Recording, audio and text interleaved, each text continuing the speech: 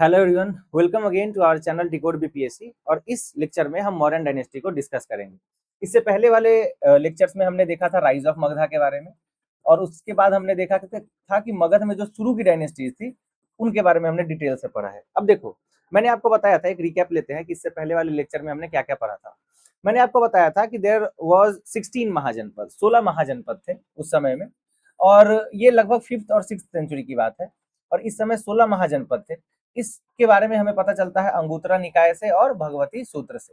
अंगुत्तरा निकाय जो है वो बुद्धिस्ट टेक्स्ट है और भगवती सूत्र जो है वो जैन टेक्स्ट है। अब समझो, इन 16 महाजनपद में जो मगध था वो सबसे सुप्रीम हुआ, सबसे ऊपर आ गया। क्यों आया, हमने इसके पीछे का रीजन भी समझा था। सबसे पहला रीजन था इसका कैपिटल, जिसका नाम था राजगीर। क्या नाम था? राजगीर। राजगीर को और क्या बोलते हैं? गिरिवराज। तो राजगीर इंपॉर्टेंट क्यों है? क्योंकि राजगीर ना एक स्ट्रेटेजिक एडवांटेज देता था मगध को। क्यों स्ट्रेटेजिक एडवांटेज देता था? कि राजगीर जो है वो 5 हिल से घिर के मिला बना हुआ है। मैंने आपको पांचों हिल्स के नाम बताए थे, है ना? आप मुझे कमेंट में बताना। पहला का नाम था वैभव गिरी, है ना? वैभव गिरी। और कौन कौन सा था आप मुझे बताना, ठीक है? मैंने आपको एक निमोनिक्स भी दिया था, एक सेंटेंस दिया था जिससे आप पांचों हिल्स के नाम याद रख सकते हो। तो राजगीर इसका सबसे बड़ा एडवांटेज पॉइंट बन जाता है, क्योंकि ये एक इम्प्रेग्नेबल फोर्ट की तरह काम करता था कि अगर बाहर से आक्रमण होएगा तो आप ऊपर से पत्थर मार के अपने आप को बचा सकते हो। यहीं पे क्या बनाया गया था? Cyclopean wall. मैंने आपको बताया था 40 किलोमीटर का साइक्लोपियन वॉल कहाँ बनवाया गया था? राजगीर में। किसने बनवाया था? पहले बृहद्रथ, फिर बिंबिसार, और बाद में अजात शत्रु इसका फोर्टिफिकेशन करते हैं। तो स्ट्रेटेजिक एडवांटेज मिला कहां से? राजगीर से। दूसरा स्ट्रेटेजिक एडवांटेज कहां से मिला? तो इसके जो बाद के कैपिटल बने, जैसे पाटलिपुत्रा। तो राजगीर अगर इसको एज अ फोर्ट बनाता था तो पाटलिपुत्रा भी इसको जल दुर्ग बनाता था, यानी वाटर फोर्ट बनाता था। क्यों? क्योंकि पाटलिपुत्रा, इधर देखोगे तो गंगा नदी है, इधर देखोगे तो सोन है ना? तो यहाँ एक कन्फ्लुएंस पे होने के कारण ये भी थोड़ा स्ट्रेटेजिक एडवांटेज देता था। और क्या क्या स्ट्रेटेजिक एडवांटेज थे? तो छोटा नागपुर की पठारियां हो गई, छोटा नागपुर प्लेट्यू हो गया। तो झारखंड वाले रीजन में छोटा नागपुर का जो प्लेट्यू है वो आज भी अगर आप देखोगे तो बहुत मिनरल रिच है। तो वहां से आयरन मिल जाता था, तो उस आयरन से अच्छे अच्छे हथियार बन जाते थे। उसके बाद उसी छोटा नागपुर के जंगल से वॉर एलिफेंट मिल जाते थे। वॉर एलिफेंट के कारण क्या होता था कि मिलिट्री बड़ी स्ट्रांग हो गई इन लोगों की। और धीरे धीरे करके आप देखोगे तो अलग अलग डायनेस्टी आई और उन्होंने मगध को और पावरफुल बनाया। एक रिकैप और लेते हैं इसमें, क्योंकि इस लेक्चर को समझने से पहले आपके पहले वाले लेक्चर का कंसेप्ट क्लियर होना बहुत जरूरी है। अब जो मैंने आपको बताया था कि जो सबसे पहली डायनेस्टी थी उसका नाम था बृहद बृहद रथ डायनेस्टी। बृहद्रथ डायनेस्टी के फाउंडर कौन थे? बृहद्रथ। इसका इंपॉर्टेंट रूलर कौन था? जरासंध। जरासंध को क्यों याद रखते हैं हम लोग? क्योंकि जो मल्ल युद्ध हुआ था, कहां हुआ था? राजगीर में। ये सब कुछ पढ़ा चुका हूं, इसलिए मैं थोड़ा सा फास्ट रिकैप दे रहा हूं। राजगीर में जो मल्ल युद्ध हुआ था वहां पे जरासंध को हराया गया था। बृहद्रथ डायनेस्टी का लास्ट रूलर कौन? रिपुंजया। कौन था? रिपुंजया। रिपुंजया को मारा कौन? इसी का मिनिस्टर पुलिक। कौन मारा? पुलिक। पुलिक का मिनिस्टर कौन था? भाटिया। कौन था? भाटिया। और भाटिया का बेटा कौन था? बिंबिसार। कौन था? बिंबिसार। और यहां से शुरू होती है बिंबिसार की डायनेस्टी की, जिसका नाम है हर्यंक डायनेस्टी। अब हर्यंक डायनेस्टी में हम लोग अगर देखें तो सबसे इंपॉर्टेंट रूलर कौन? बिंबिसार, उसका बेटा अजातशत्रु और उसका बेटा उदयन। बिंबिसार इंपॉर्टेंट क्यों है? क्योंकि इसको श्रेणी कहा जाता था। क्या कहा जाता था? श्रेणी। क्यों कहा जाता था? क्योंकि इसके पास एक स्टैंडिंग आर्मी थी। उसके बाद और इंपॉर्टेंट क्या है बिंबिसार से? इसने 3 शादियां करी थी। कहां कहां करी थी? तो महाकोसला देवी, कोसल की रानी से, प्रसेनजीत की बहन से, उसके बाद लिच्छवी की प्रिंसेस चिलन्ना से, और पंजाब के मदरा क्लान की प्रिंसेस खेमा से। तो 3 इंपॉर्टेंट शादियां की थी। उनका बेटा हुआ अजातशत्रु, जिसने अपने पिता को मार के गद्दी पाई। इसके बाद आया उदयन। उदयन क्या करता है? Capital shift. कहां से कहां तक? तो राजगीर से पटना। राजगीर से कहां करता है? पटना। उदयन के बाद अगर आप देखोगे तो जो नेक्स्ट डायनेस्टी आई है वो कौन सी डायनेस्टी है? अब इसके बाद जो इसके सारे रूलर हुए वो काफी वीक हो गए। और इसके बाद क्या हुआ कि जो नेक्स्ट डायनेस्टी आई उसका नाम है शिशुनाग। क्या नाम है? शिशुनाग। शिशुनाग डायनेस्टी में इंपॉर्टेंट रूलर शिशुनाग। क्यों? क्योंकि उसने अवंती को कैप्चर किया। किसको कैप्चर किया? अवंती को। इसका बेटा कौन? कालाशोक। कौन? कालाशोक। कालाशोक जो है इंपॉर्टेंट क्यों है? क्योंकि इसके समय में सेकेंड बुद्धिस्ट काउंसिल होती है। सेकेंड बुद्धिस्ट काउंसिल किसके समय में होती है? कालाशोक के समय में। कालाशोक को मारा कौन? महापद्म नंद। और नंद बनाता है अपनी नंद डायनेस्टी। तो 3 डायनेस्टी इंपॉर्टेंट कौन कौन है? बृहद्रथ डायनेस्टी हो गया, हर्यंक डायनेस्टी हो गया, शिशुनाग डायनेस्टी हो गया, और जो सबसे इंपॉर्टेंट डायनेस्टी आई वो थी नंद डायनेस्टी। क्या थी? नंद डायनेस्टी। नंद डायनेस्टी के मेजर रूलर महापद्म पद्म नंद, महापद्म नंद और धनानंद, और यहीं से आगे की कहानी आज स्टार्ट होगी। महापद्म नंद से रिलेटेड कुछ चीजें बताओ। सबसे पहला, इसको क्या टाइटल दिया गया? एक रथ का। और क्या टाइटल दिया गया? उग्रसेन का। और क्या दिया गया? उग्रसेन का। और क्या दिया गया? सर्व छत्र अंतक, सर्व छत्र अंतक। तो उग्रसेन, एक रथ, सर्व छत्र अंतर, अनघात कुल शूद्र, मैंने आपको बताया था इसको। और क्या कहा जाता था? अनघात कुल शूद्र। कहाँ कहा गया है इसको अनघात कुल शूद्र? पुराण में। इससे क्या पता चलता है कि ये शूद्र था, इसने क्षत्रिय के मोनोपोली को खत्म किया। और इसको द्वितीय परशुराम भी कहा जाता है। क्या कहा जाता है? द्वितीय, सेकंड परशुराम। क्यों? क्योंकि इसने बहुत सारे क्षत्रियों को मारा और भारत में पहली बार जो डायनेस्टी बनी वो शूद्र की डायनेस्टी बनी। तो यहां से हमें पता चलता है कि महापद्म नंद कितना इंपॉर्टेंट है। फिर मैंने आपको हाथी गुम्फा इंस्क्रिप्शन बताया था। हाथी गुम्फा इंस्क्रिप्शन किसका है? किंग खारावेल का। कहाँ का किंग था? कलिंगा का। महामेघ वर्मन डायनेस्टी थी वहां पे, अभी हम देखेंगे। वहां का रूलर था कौन? खारावेला। तो खारावेला का इंस्क्रिप्शन है कौन सा? हाथी गुम्फा। उससे क्या पता चलता है कि महापद्म नंद एक जीना का आइडल, और एक और क्या लेके आते हैं यहाँ पे? तनुसूलिया लेक, तनुसूलिया लेक या कैनल बनवाते हैं। क्या बनवाते हैं? तनुसूलिया कैनल, और जीना आइडियल हमें हाथी गुम्फा सब पढ़ाया हुआ है। Please go and watch that lecture, that is a very enriching lecture. मतलब अगर उसको आप देखोगे तो इन सब डायनेस्टी से एक भी क्वेश्चन नहीं छूटेगा, क्योंकि वहां पे मैंने डायनेस्टी पढ़ाई है, सोसाइटी पढ़ाई है। अब हम आते हैं अपने आज वाले पार्ट पे। अब देखो, अब जो महापद्म नंद था वो गया, उसके बाद बहुत सारे रूलर, 9 रूलर लगभग आए हैं उसमें, उस डायनेस्टी में, मैंने आपको बताया था। और जो इसका लास्ट रूलर था उसका नाम था धनानंद। धनानंद का नाम धनानंद इसीलिए था क्योंकि उसके पास बहुत धन था, 80 कोटि मुद्राएं या सोना इसके पास था। लेकिन दिक्कत क्या हो गया ना कि ये धनानंद बहुत करप्ट राजा था। करप्ट राजा इसलिए था क्योंकि ये पैसा जमा करने के चक्कर में बहुत टैक्स लगाता था। इतना टैक्स लगाता था, इतना टैक्स लगाता था कि जो सिंपल खाने पीने की वस्तुएं हैं वहां पे भी बहुत ज्यादा एक्सेसिव टैक्स लगाने लगा। इससे हमें क्या पता चलता है कि जिस भी इंपायर में एक्सेसिव टैक्सेशन होगा, एक्सेसिव बर्डन बनेगा, वहां पे क्या होगा? रिवोल्ट होगा। रिवोल्ट होगा तो क्या होगा? जो डायनेस्टी है या जो सरकार है वो अपनी लेजिटिमेसी खो देगी, और लेजिटिमेसी खोने का मतलब हुआ कि आपका गेम खत्म है, आपका काम तमाम है। और वही हुआ किसके साथ? धनानंद के साथ। ये पैसा जमा करने के चक्कर में क्या करने लगा? धनाधन धनाधन क्या करने लगा? ये गोल्ड इकट्ठा करने लगा, टैक्स लगाने लगा, जिसके कारण क्या हो गया कि अब इसके पास बहुत हेवी आर्मी है। इसके पास ऐसे लाखों इन्फेंट्री है, अश्व है, घोड़ा है, हाथी है, सब कुछ है इसके पास में। पर इसके पास में क्या है? पब्लिक लेजिटिमेसी नहीं है। पब्लिक जो आम आदमी का एक सौहार्द होता है राजा के प्रति, वो नहीं है इसके पास में। उसके बाद और बड़ी गलती इसने क्या कर दी कि चाणक्य का इंसल्ट कर दिया, इसको पब्लिकली ह्यूमिलिएट कर दिया, इसको भिखमंगा बोल दिया, भिखारी बोल दिया। चाणक्य वहीं पे क्या करते हैं? अपनी चोटी को खोल लेते हैं और कहते हैं कि धनानंद, जब तक मैं तुम्हें यहाँ से भगा नहीं दूंगा, मार नहीं दूंगा, तुम्हारे इंपायर को खत्म नहीं कर दूंगा, तब तक मैं अपनी इस चोटी को नहीं बांधूंगा। कहानी है, लीजेंड है। एक चीज और मैं यहाँ पे बता देता हूँ, क्लियर कर देता हूँ। देखो, ये जितनी भी डायनेस्टी है, जितनी भी ये इंफॉर्मेशन है, जितना भी इंफॉर्मेशन है ना, ऐसा नहीं है कोई एक किताब में लिखा हुआ है। ऐसा नहीं है कि हम कौटिल्य का, अगर आपने अर्थशास्त्र सुना होगा, तो एक किताब रखा हुआ है, या मेगास्थनीज का इंडिका रखा हुआ है, या कोई बड़े उस समय के राइटर का कोई डॉक्यूमेंटेड हिस्ट्री है, ऐसा कुछ नहीं है। ये सारा हिस्ट्री कंस्ट्रक्टेड है। कंस्ट्रक्टेड कहने का मतलब क्या हुआ कि जैसे फॉर एग्जाम्पल मेगास्थनीज एक किताब लिखता है इंडिका। ये जो किताब है ना, ये बहुत पहले खो गई है, ये किताब है ही नहीं, ये किताब एग्जिस्ट नहीं करता है। तो आप बोलोगे सर फिर मतलब हम इंडिका क्यों पढ़ते हैं, या इंडिका से हम क्यों मटेरियल उठा के समझते हैं? हुआ क्या कि आपने सुना होगा, या अगर आप एकेडमिया में हो, जैसे मैं खुद पीएचडी कर रहा हूं, तो इसमें होता क्या है कि अगर आप कहीं से कोई मटेरियल उठा रहे हैं तो आपको क्या करना पड़ता है? बिब्लियोग्राफी लिखनी पड़ती है। बिब्लियोग्राफी कहने का मतलब कि अगर मैंने अपने किताब में ये फैक्ट बताया है तो ये फैक्ट कहाँ से उठाया है। वैसे ही मेगास्थनीज के इंडिका के बारे में बहुत सारे ग्रीक राइटर्स हैं जिन्होंने बिब्लियोग्राफी में ये मेंशन किया कि मेगास्थनीज ने अपने किताब इंडिका में ये लिखा था, और इसको पढ़ पढ़ के आज के हिस्टोरियन ने क्या किया है? इंडिका को कंपाइल किया है, या इंडिका से इंफॉर्मेशन को निकाला है।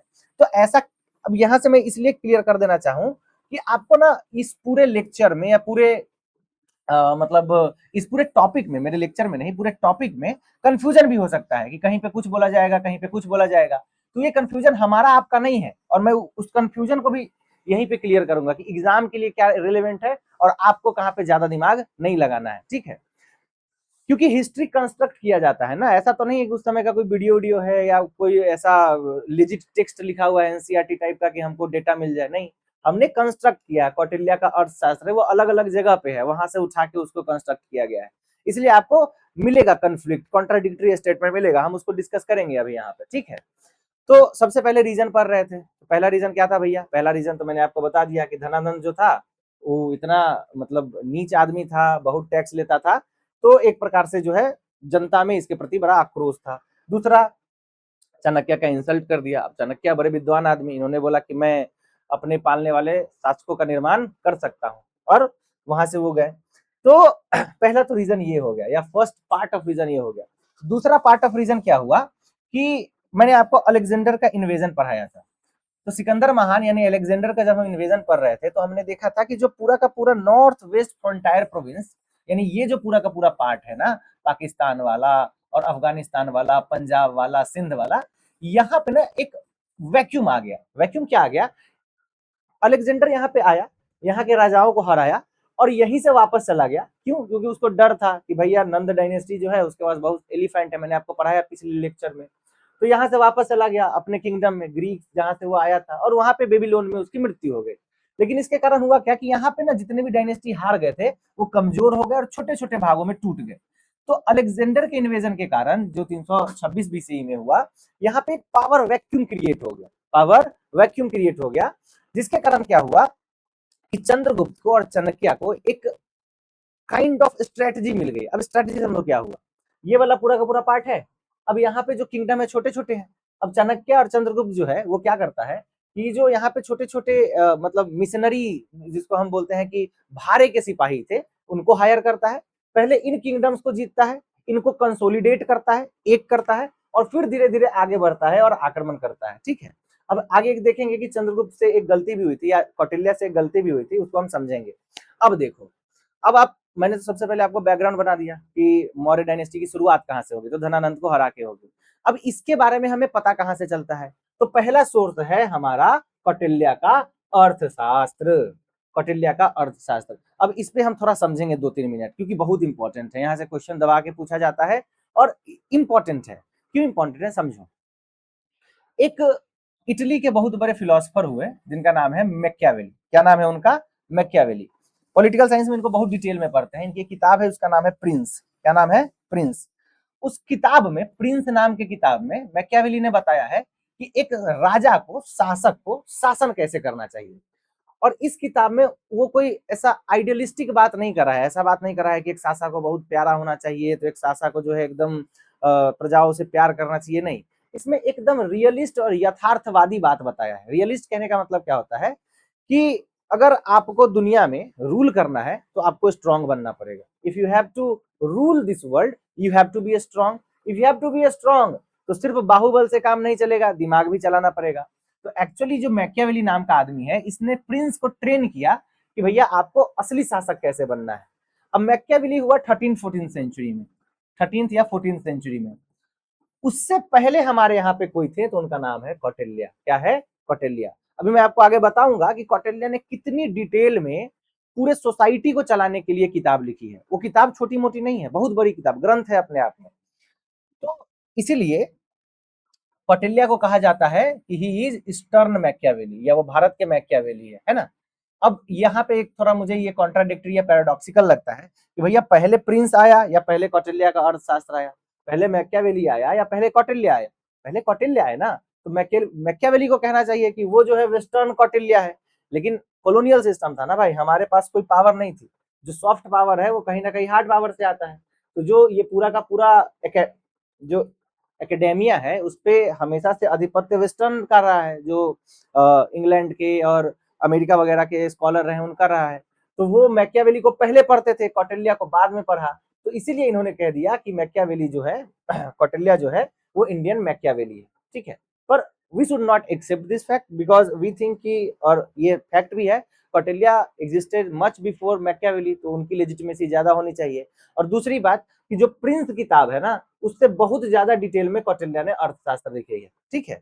इसलिए कहा जाता है कि if you will see the Kautilyan prince, Kautilya ने जो प्रिंस बनाया है, यानी कौटिल्य ने जो राजा तैयार किया है, he is more Machiavellian than Machiavelli, वो मैकियावेली के प्रिंस से ज्यादा खतरनाक है। कहने का मतलब हुआ कि जो बातें कौटिल्य ने कही है ना, वो बात मैकियावेली सपने में भी नहीं सोच सकता था, इतना तगड़ा तगड़ा बात कह दिया है इसने। तो सबसे पहले देखते हैं कि भैया अर्थशास्त्र क्या था। देखो अर्थशास्त्र मैंने आपको बताया, सबसे पहले 1905 में आर रामाशास्त्री थे हिस्टोरियन, इन्होंने सबसे पहली बार ये बताया कि भैया कोई किताब है जिसका नाम है अर्थशास्त्र। इससे पहले जो है बहुत ज्यादा हमें अर्थशास्त्र का जिक्र नहीं मिलता है, तो हमें तो पता ही बहुत लेट चला है ना यार, है ना। मैकियावेली तो फुल्ली डॉक्यूमेंटेड है 13th सेंचुरी, उसका अपना किताब है। अब देखो तो 1905 में आर रामाशास्त्री बताते हैं कि जो इसकी खोज करते हैं, डिस्कवर करते हैं इस किताब की, अर्थशास्त्र की, और बताते हैं कि ये अल्टीमेट ट्रीटी है स्टेट क्राफ्ट पे, इकोनॉमी पे और मिलिट्री स्ट्रेटजी पे। अब समझो, अर्थशास्त्र का मतलब ये समझ मत लेना कि सिर्फ इकोनॉमी की किताब है। कौटिल्य अर्थ का मतलब सब कुछ समझते हैं। अर्थ का मतलब हुआ हमारे पास जो मटेरियल वेल्थ है, अर्थ का मतलब हुआ स्टेट, अर्थ का मतलब हुआ पैसा, अर्थ का मतलब हुआ सोसाइटी। तो अर्थशास्त्र के अंदर में कौटिल्य ने अलग अलग वॉल्यूम्स में हर चीज के बारे में लिखा है। सबसे पहले कि सोसाइटी कैसे चलेगी, एडमिनिस्ट्रेशन कैसे चलेगा, जो आज का हमारा कॉन्स्टिट्यूशन है, आप देखोगे तो कौटिल्य का अर्थशास्त्र ऐसा ही डिवीजन भी बताता है, कितने प्रकार के मंत्री होंगे, कितने प्रकार के स्पाइज होंगे, है ना, गुप्तचर होंगे, कैसे कैसे मित्र बनाने हैं। तो एक्सटेंसिव बुक है किस किस चीज पे, स्टेट क्राफ्ट पे, इकोनॉमी पे और मिलिट्री पे, स्टेट क्राफ्ट पे, इकोनॉमी पे और मिलिट्री पे। अब समझो, अर्थशास्त्र के अंदर ही हमें डिटेल में लगभग लगभग सब कुछ मिल जाता है। तो इसमें लगभग लगभग अगर आप देखोगे तो 150 से ज्यादा जो है चैप्टर है, 6000 से ज्यादा श्लोक है, ठीक है ना। मतलब एक किताब नहीं है, ये लगभग 15 किताब है, जिसको 15 अधिकरण कहते हैं। क्या बोलते हैं? अधिकरण। इस 15 अधिकरण के अंदर में 150 चैप्टर है। कितना चैप्टर है? 150 चैप्टर है, और हर चैप्टर में बहुत सारे श्लोक है, कुल मिला के 6000 श्लोक है। तो ऐसे करके आप इसको ध्यान में रखना, कभी कभी यहाँ से क्वेश्चन पूछ देता है। अब जो 1 से 5 तक किताब है, वो मेनली डिस्कस करता है इंटरनल एडमिनिस्ट्रेशन के बारे में, है ना, इंटरनल एडमिनिस्ट्रेशन के बारे में। कि जैसे मान लो कि जो पूरा का पूरा मौर्यन एम्पायर ही था, वो अलग अलग क्या प्रोविंसेस में बटा हुआ था, 5 प्रोविंस में बटा हुआ था, है ना, अशोक के समय में। इसके अंदर डिस्ट्रिक्ट होते थे, है ना, जिसको विषय कहते हैं। इस डिस्ट्रिक्ट के अंदर टाउन्स होते थे, इस टाउन के अंदर विलेज होता था, फिर म्यूनिसिपल जो मतलब पूरा का पूरा सिस्टम है वो अलग होता था। तो इन सब के बारे में डिटेल में डिस्कशन कहाँ पे है बाबू? सबके बारे में डिटेल डिस्कशन है हमारे अर्थशास्त्र में। तो बुक 1 से लेके 5 तक जो है वो इंटरनल एडमिनिस्ट्रेशन के बारे में बताता है। बुक्स 6 से लेके 13 तक जो है वो फॉरेन रिलेशन के बारे में बताता है ना। इसमें बहुत सारी चीजें अलाइज के बारे में बताते हैं कि कितना इंपॉर्टेंट है ना। इतना डिटेल में नहीं जाना है, पर ये समझ लो। और बुक 14-15 जो है वो मेनली बात करता है सीक्रेट मीन्स एंड मेथड का। इसमें अलग अलग टाइप के गुप्तचर के बारे में बताते हैं, विष कन्याएं के बारे में बताते हैं। सिर्फ मर्द ही नहीं बन सकता है गुप्तचर, महिलाएं भी गुप्तचर बनती है। और ये पूरा सिस्टम अभी हम समझेंगे आगे, बस अभी देखते जाओ। और एक रियलिस्ट स्टेट क्राफ्ट की नींव रखते हैं। रियलिस्ट स्टेट क्राफ्ट कहने का मतलब क्या हुआ? देखो, दो प्रकार से सोसाइटी चल सकती है। एक आइडियलिस्ट वे में, ठीक है। आइडियलिस्ट वे बोलेगा कि क्या होना चाहिए, है ना, कैसा होना चाहिए सोसाइटी। तो जैसे फॉर एग्जांपल आइडियलिस्ट बोलेगा कि सबको अच्छे से प्यार से रहना है, कलेक्टिव सिक्योरिटी की बात करेगा कि सबको एक दूसरे की मदद करनी है। और जो रियलिज्म वाला है वो बोलेगा हार्ड पावर का बात, वो बोलेगा कि नहीं, अगर सोसाइटी चलानी है तो एक फर्म स्ट्रांग हैंड होना चाहिए। डीप फिलोसफी में नहीं जाते हैं, ये पूरा का पूरा एक फिलोसफी है अपने अंदर में। अब आगे देखो, अब जो सबसे इंपॉर्टेंट थ्योरी है कौटिल्य का, वो है सप्तांग। क्या है? सप्तांग। अब सप्तांग थ्योरी क्या कहती है कि जैसे हम इंसान है ना, हम इंसान है, sorry for this figure but मुझे नहीं आती बनाने। तो सप्तांग थ्योरी कहती है कि जब जैसे हम इंसान है, हमारे अंग है अलग अलग, हमारी भुजाएं हैं, हमारा पेट है, हमारा मुंह है, हमारा पैर है, आंख है, कान है, और सब अंग का अपना अपना कुछ काम है। अगर एक भी अंग खराब हो जाए तो हमें दिक्कत होगी, हमारा शरीर बीमार हो जाएगा। तो कौटिल्य कौटिल्य कहते हैं कि जैसे हमारा अंग है, वैसे ही स्टेट का, राष्ट्र का भी अंग होता है। और कितना इंपॉर्टेंट अंग होता है? 7 अंग होता है। इसी को बोलते हैं सप्तांग। यहां से क्वेश्चन आ जाएगा मैच ऑफ द फ्लोइंग में कि कि कौटिल्य किस अंग को किस चीज से कंपेयर करते हैं, तो भाई इसको अच्छे से देख लो, यहां से क्वेश्चन आएगा, गलत नहीं होना चाहिए। सबसे प्रमुख जो अंग है उसको वो बोलते हैं हेड, हेड यानी हमारा माथा, सर। इसको वो बोलते हैं स्वामी, क्या बोलते हैं, स्वामी यानी कि किंग, इसको क्या बोलेंगे, वो किंग। तो सबसे महत्वपूर्ण हमारा अंग क्या है, माथा, हेड, ये पूरा का पूरा सिस्टम, इसको क्या बोलेंगे, किंग। इसके बाद आता है अमत्या, अमत्या का मतलब मिनिस्टर, इसको वो कंपेयर करते हैं आंख से। अब क्यों, समझो, हेड है मतलब कि हमारा पूरा का पूरा शरीर कंट्रोल ही कौन कर रहा है, हेड कर रहा है, मुंह कर रहा है हमारा पूरा का पूरा। अब इसी में क्या है, आंख है, इंद्रियाएं हैं, आंख से क्या करते हैं, हम देखते हैं। तो एक राजा जो है उसके लिए मंत्री आंख के बराबर है, कि राजा अकेले सब कुछ थोड़ी, तो जितना भी डिपार्टमेंट है उसको हैंडल कौन करेगा, मंत्री। तो मंत्री क्या हो गया, आंख। उसके बाद हो गया जनपद, जनपद मतलब टेरिटरी, जो मतलब ये पूरा का पूरा जो हमारा जैसे भारतवर्ष है तो इसको हम जनपद कहेंगे। तो इसको वो कंपेयर करते हैं पैर से, पैर पे ही तो पूरा का पूरा साम्राज्य टिका हुआ है, यानी कि पॉपुलेशन है, टेरिटरी है, तो हमारा पूरा साम्राज्य है। तो जो पैर है उस पर टिका हुआ है, तो पैर क्या हो गया, जनपद हो गया, क्या हो गया, जनपद हो गया। फिर हुए दुर्ग, दुर्ग यानी फोर्ट, किला। अब किला किस काम आता है, बचाव के, अगर कोई मार रहा है तो हम अपना बचाव हाथ से करते हैं ना, तो किला क्या हो गया, आर्म्स हो गया। उसके बाद हो गया कोस, कोस यानी ट्रेजरी, ट्रेजरी को वो कंपेयर करते हैं माउथ से, किस चीज से, माउथ से। तो कोस यानी क्या हो गया, ट्रेजरी, ट्रेजरी मतलब क्या हो गया, माउथ यानी मुंह। तो सर हो गया स्वामी, अमत्या हो गया आंख, ये भुजाएं जो हो गई वो हो गया फोर्ट, और जो फोर्ट या किला बोलो उसको, दुर्ग बोलो। जो पैर हो गया वो हो गया जनपद, जो मुंह है वो क्या हो गया, ट्रेजर। क्यों हो गया ट्रेजर, क्योंकि कौटिल्य मानते हैं सरकार तब तक ही चलेगी जब तक आपके पास पैसा है। अब मुंह से जब हम खाना खाते हैं तो वही तो एनर्जी बन के पूरे शरीर में लगता है। तो मुंह कहने का मतलब ट्रेजर इसलिए हुआ कि उस एनर्जी से ही हमारा शरीर चल रहा है, तो उसको कंपेयर करते हैं मुंह से। दंड यानी बल यानी आर्मी। अब आर्मी का मतलब सिर्फ आर्मी नहीं है, मतलब ऐसा नहीं है कि आर्मी का मतलब जो है वो बस फुट सोल्जर या इन्फेंट्री या कैवेलरी या एलिफेंट हो गया, नहीं। आर्मी मतलब पूरा का पूरा जस्टिस डिपार्टमेंट। तो ये दिमाग है, माइंड है अंदर का, क्योंकि अगर ये खराब हो गया, अगर हमारा जस्टिस का सिस्टम खराब हो गया, अगर हमारा पूरा का पूरा जो अब जो सरकार है वो कंट्रोल कैसे करती है, पुलिस के थ्रू ही, है ना, जुडिशियल सिस्टम के थ्रू ही।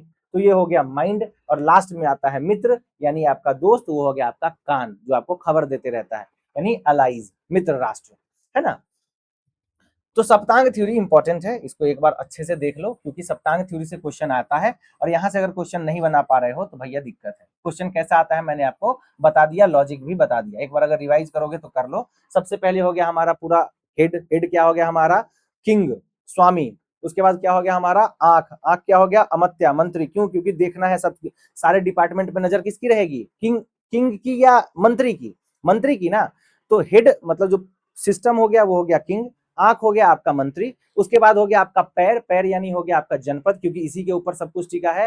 हाथ हो गया आपका फोर्ट, हाथ मतलब हो गया कि आपका बचाव करना है ना। मुंह हो गया आपका ट्रेजर, क्योंकि जब खाना खाओगे तो एनर्जी लगेगी शरीर में। उसके बाद आपका बल यानी दंड हो गया माइंड, और लास्ट में मित्र हो गया ईयर, यानी कान जो है वो हमारा क्या हो गया, मित्र, क्योंकि कान के थ्रू ही हमको पता चलेगा कि हमारे दुश्मन कौन है, हमारा दोस्त कौन है।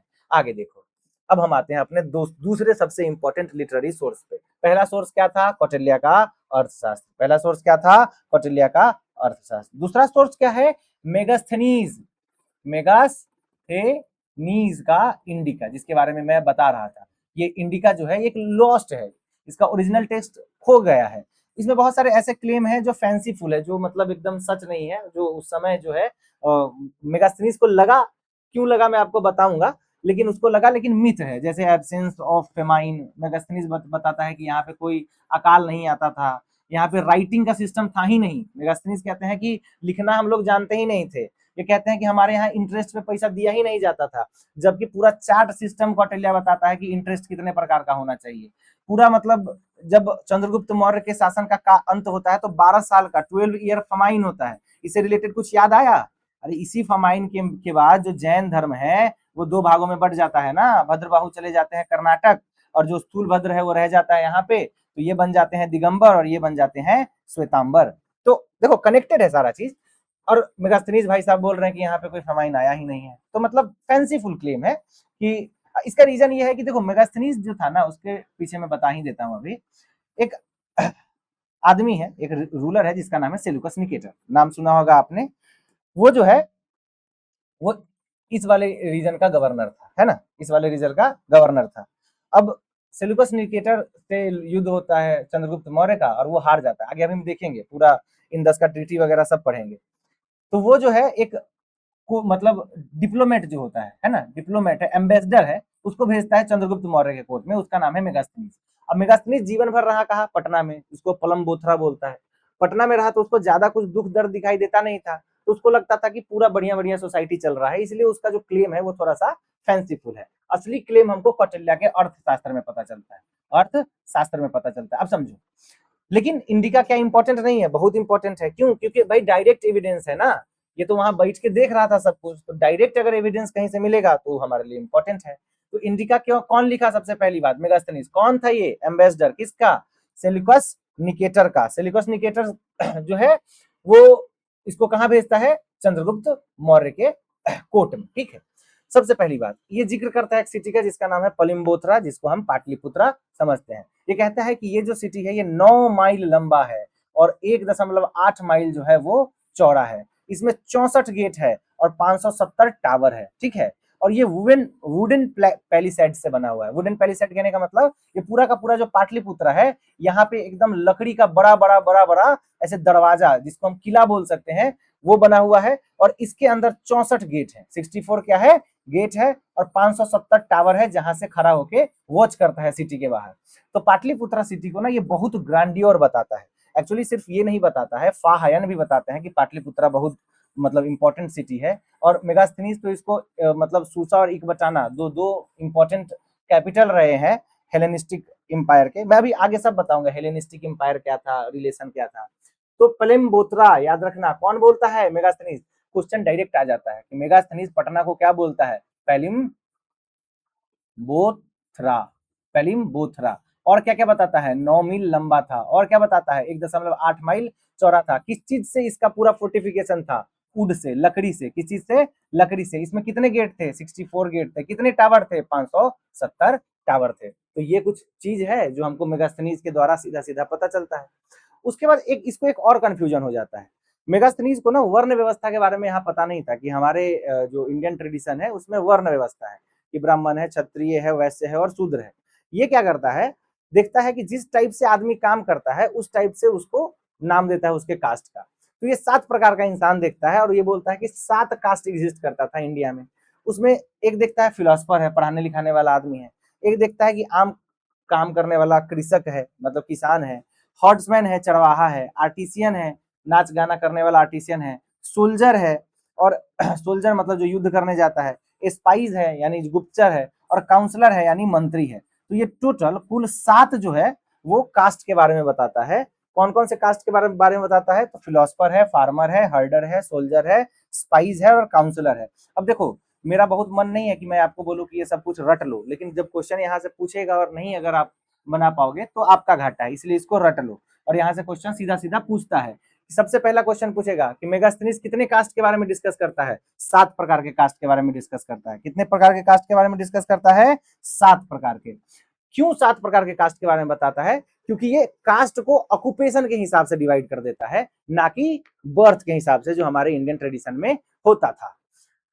वो 7 कास्ट कौन कौन है? तो फिलोसफर है, पढ़ाई लिखाई करने वाला या पढ़ाने वाला टीचर हो गया। फार्मर यानी कृषक, हर्ट्समैन यानी चरवाहा, आर्टिसियन यानी कि नाच गाना करने वाला जो आर्टिस्ट लोग हैं, सोल्जर यानी सैनिक, स्पाइस यानी गुप्तचर, और काउंसलर यानी मंत्री, राजा के मंत्री मंत्री जो होते थे। तो इस 7 कास्ट को अगर ये याद कर सकते हो तो कर लो, सिंपल है। आई थिंक इसको याद करने में ज्यादा बहुत बड़ी आपको दिक्कत नहीं होनी चाहिए। अब देखो, एक और क्लेम करता है वो, जो कि ऐसा लगता है कि झूठ है पर उसके पीछे का रीजन है। क्लेम क्या करता है? वो क्लेम करता है कि इंडिया में उस समय स्लेवरी नहीं था। क्या नहीं था? स्लेवरी नहीं था। गुलामी नाम का कोई चीज नहीं होता था। तो क्या सच में गुलाम नहीं थे इंडिया में? नहीं, गुलाम थे, लेकिन एक्चुअली करता क्या है ना, मेगास्थनीज तो था ग्रीक का, और ग्रीक जो सोसाइटी थी ना वहां गुलाम का स्थिति बहुत खराब था। वहां गुलाम को एज एन ऑब्जेक्ट ट्रीट किया करते थे। तो स्लेव को बेचना, खरीदना, उसको मारना, पीटना, कोई अधिकार नहीं उसके पास में। तो उसके हिसाब से जो इंडिया में स्लेव थे ना वो बहुत अच्छे थे, तो उसको लगा ये स्लेव है ही नहीं। तो उसका जो स्लेव का डेफिनेशन था, वहां के डेफिनेशन से इंडियन स्लेव फिट नहीं बैठ रहे थे, तो इसलिए ही बोल दिया कि यहाँ स्लेव नहीं होता था। लेकिन यहाँ पे स्लेव होता था, जिसको कर्मकार कहते थे, जो काम करता था, है ना, फ्री में काम करता था, लेकिन उसकी स्थिति अच्छी थी इंडिया में। इंडिया में स्लेव की स्थिति उतनी खराब नहीं थी जितनी ग्रीक सोसाइटी में थी, ठीक है। सो ये हो गया आपका मेगास्थनीज। अब आओ, अब आगे आओ, इंपॉर्टेंट टेबल है, एक बार देख लो, है ना, पूरा देख लो, हो सकता है तो इसका स्क्रीनशॉट भी ले लो। अब देखो मैं आपको एक बात बताता हूँ, ये सारे जो सोर्सेस हैं, ये सोर्सेस डायरेक्ट नहीं है, ये इनडायरेक्ट सोर्स है। मतलब ऐसा नहीं है कि ये डायरेक्ट कोई देख, जैसे कौटिल्य का जो सोर्स है वो डायरेक्ट सोर्स है, अर्थशास्त्र वही सब कुछ बनाया है, तो अर्थशास्त्र डायरेक्ट सोर्स है। मेगास्थनीज का जो इंडिका है वो भी डायरेक्ट सोर्स है, बैठ के देखा है पाटलिपुत्रा में सब कुछ। लेकिन एक किताब है जिसका नाम है मुद्रा राक्षस। क्या है? मुद्रा राक्षस। ये लिखा कौन? विशाखा दत्त। कब लिखा? ये 5th सेंचुरी में लिखा। कब लिखा? 5th सेंचुरी में लिखा। एक्चुअली ये चंद्रगुप्त का मतलब सॉरी, ये गुप्ता डायनेस्टी का बहुत बड़ा लिटरेरी फिगर रहा है। कौन? विशाखा दत्त। इसकी किताब है मुद्रा राक्षस, और इसमें ये कहानी के फॉर्म में बताता है कि कैसे चंद्रगुप्त जो है उन्होंने धनानंद को हराया, और उसके बाद वहां उसका एक मिनिस्टर था, राक्षस नाम था उसका, उसको कैसे करके जो है वो कौटिल्य बाद में हराते हैं, और फिर पूरा का पूरा जो मौर्यन एम्पायर है वो पिक्चर में आता है। तो मुद्रा राक्षस में हमें कहानी के थ्रू पता चलता है कि चंद्रगुप्त मौर्य ने कैसे धनानंद को हराया, या चाणक्य ने कैसे स्ट्रेटजी बनाई। इसमें इंपॉर्टेंट ये है कि इसी बुक में ये चंद्रगुप्त मौर्य को वृषला कहते हैं। क्या बोलते हैं? वृषल।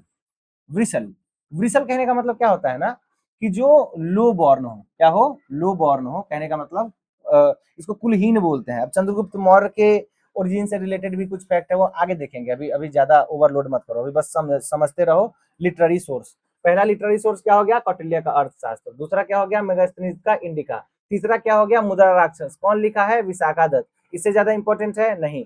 उसके बाद सबसे इंपॉर्टेंट किताब प्रशस्ति पर्वन। प्रशस्ति पर्वन याद करो, हम और कहाँ पढ़े थे जब हम जैनिज्म का लेक्चर देख रहे थे? इसी जैनिज्म में मैंने आपको बताया था। कौन लिखा था इसको? आचार्य हेमचंद्र।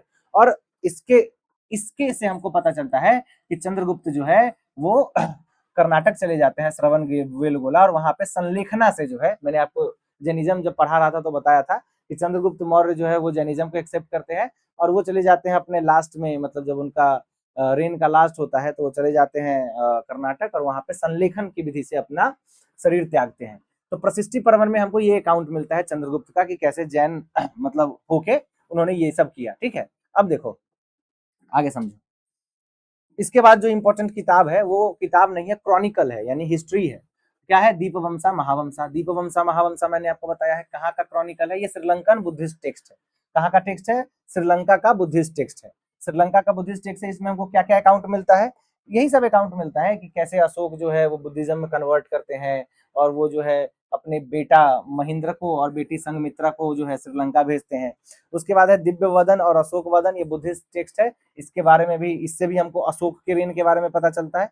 इतना इंपॉर्टेंट नहीं है कि क्या पता चलता है, पर कम से कम इतना देख लेना ये सब इंपॉर्टेंट है। फिर पुराण, पुराण में भी हमें इसकी क्रोनोलॉजी मिलती है, और ये पता चलता है, इंपॉर्टेंट फैक्ट ये है कि पुराण से हमें ये पता चलता है कि लगभग 137 ईयर्स तक मौर्य शासकों ने रूल किया था। ठीक है, अब एक बार देख लो, हम क्या पढ़ रहे हैं? मौर्यन डायनेस्टी। मौर्यन डायनेस्टी कहाँ से स्टार्ट हुई? मैंने आपको बताया, धनानंद जो है करप्ट था, धीरे धीरे धीरे धीरे करके चंद्रगुप्त मौर्य ने जो है पूरा का पूरा वेस्टर्न एम्पायर जीता, और फिर जो है अटैक करके वो धनानंद को हराता है और मौर्यन डायनेस्टी की नींव रखता है मगध में, है ना।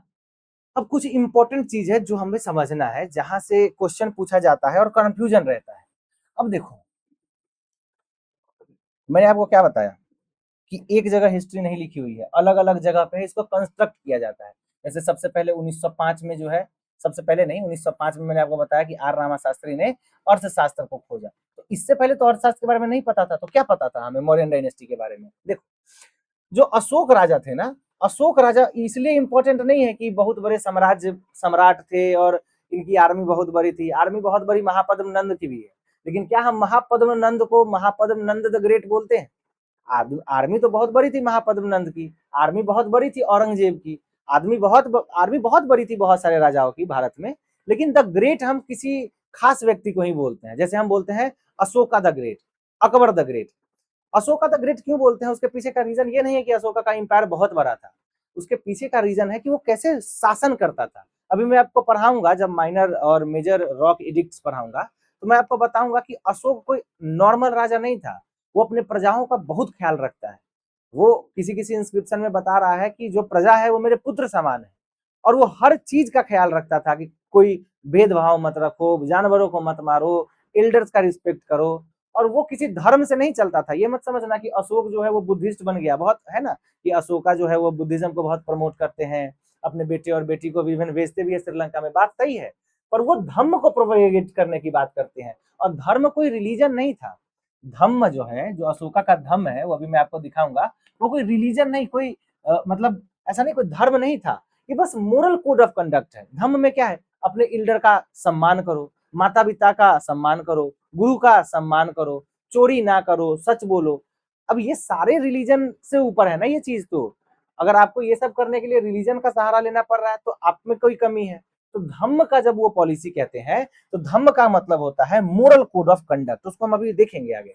अब समझो, तो अशोक ये सब चीज क्या मुंह से बोलेंगे कि सबको जाके कान में बताएंगे? नहीं, अशोक इसमें भी यूनिक काम करते हैं। ये पहले ऐसे इंपरर बने जिन्होंने पिलर पे, पत्थर पे, रॉक्स पे, पिलर्स पे, इस पे जो है गुदवा के, मतलब 4 के, जिसको हम बोलते हैं इंस्क्रिप्शन, लिखवाया। और इसी को हम बोलते हैं एडिक्ट। क्या बोलते हैं? एडिक्ट्स। एडिक्ट्स कहने का मतलब क्या होता है कि ये जो रॉक है, ये जो चट्टान है, इस पे नियम, इस पे 1 2 3 4 5 6 7 8 ऐसे करके नियम लिखवाए हुए थे, जिसमें 14 मेजर रॉक एडिक्ट है। 14 मेजर रॉक एडिक्ट है।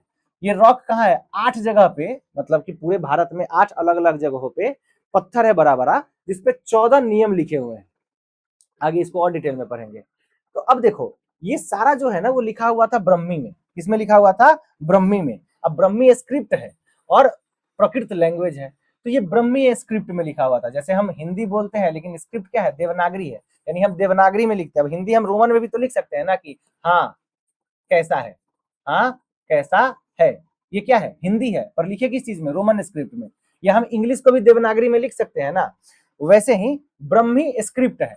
अब ब्रह्मी स्क्रिप्ट जो है वो बहुत ज्यादा धीरे धीरे करके गायब हो गया, वो बहुत ज्यादा यूज में था नहीं। तो लोगों को समझ में नहीं आता था कि ये जो पिलर है, ये जो रॉक है, इस पे क्या लिखा हुआ है। बहुत समय तक तो लगता था कि श्रीलंका के एक राजा था टिस करके, कि उसी का इंस्क्रिप्शन है ये सब। तब आते हैं एक बहुत बड़े, है ना, इंसान, जिनका नाम है जेम्स प्रिंसेप। क्या नाम है उसका? James Prinsep. अब जेम्स प्रिंसेप बहुत बड़ा इंसान कैसे है? देखो, इसने नहीं, इस पूरे मौर्यन डायनेस्टी को रेवोल्यूशनाइज कर दिया। यानी अशोक को जो मेन पिक्चर में लेके आया ना, वो यही आदमी है। क्यों? इन्होंने ब्रह्मी स्क्रिप्ट को डेसिफर कर दिया, यानी कि पढ़ डाला। और ब्रह्मी स्क्रिप्ट को जब पढ़ा तो पता चला कि अरे बाप रे, ये तो अशोक का मैसेज है, राजा अशोक का मैसेज है। और वो मैसेज इतना इंपॉर्टेंट था कि यहीं से अशोक जो है अशोका द ग्रेट बन गए। क्या बन गए? अशोका द ग्रेट बन गए। बहुत समय तक तो अशोक का नाम नहीं पता था। इनका नाम देवनामी पिया पियादसी लिखा हुआ था, देवनाम पिया पियादसी लिखा हुआ था। बाद में जब हम डिसिफर करते हैं इस स्क्रिप्ट को तो पता चलता है कि यही देवनामी पिया पियादसी जो है अशोक का नाम है। अब समझो, तो 1837 में, 1837 में जेम्स प्रिंसेप नाम का एक आदमी था, है ना, उसने ब्रह्मी लिपि को डेसिफर कर दिया दिल्ली टोपरा पिलर से। यानी जो पिलर एडिक्ट है, यहाँ पे लिखा हुआ था कुछ कुछ, है ना, मैंने आपको बताया कि रॉक एडिक्ट थे, यानी पत्थर पे लिखे हुए नियम, और पिलर एडिक्ट थे, यानी पिलर पे लिखे हुए नियम। रॉक एडिक्ट टोटल कितना था? 14। पिलर एडिक्ट टोटल था 7। अब ये रॉक एडिक्ट जो था 14, ये हमें 8 जगह पे मिलता है। 8 जगह, इरागुदी हो गया, धौली हो गया, जगौड़ा हो गया, मनसहरी हो गया, साहेबगढ़ी हो गया, मनसहेरा हो गया।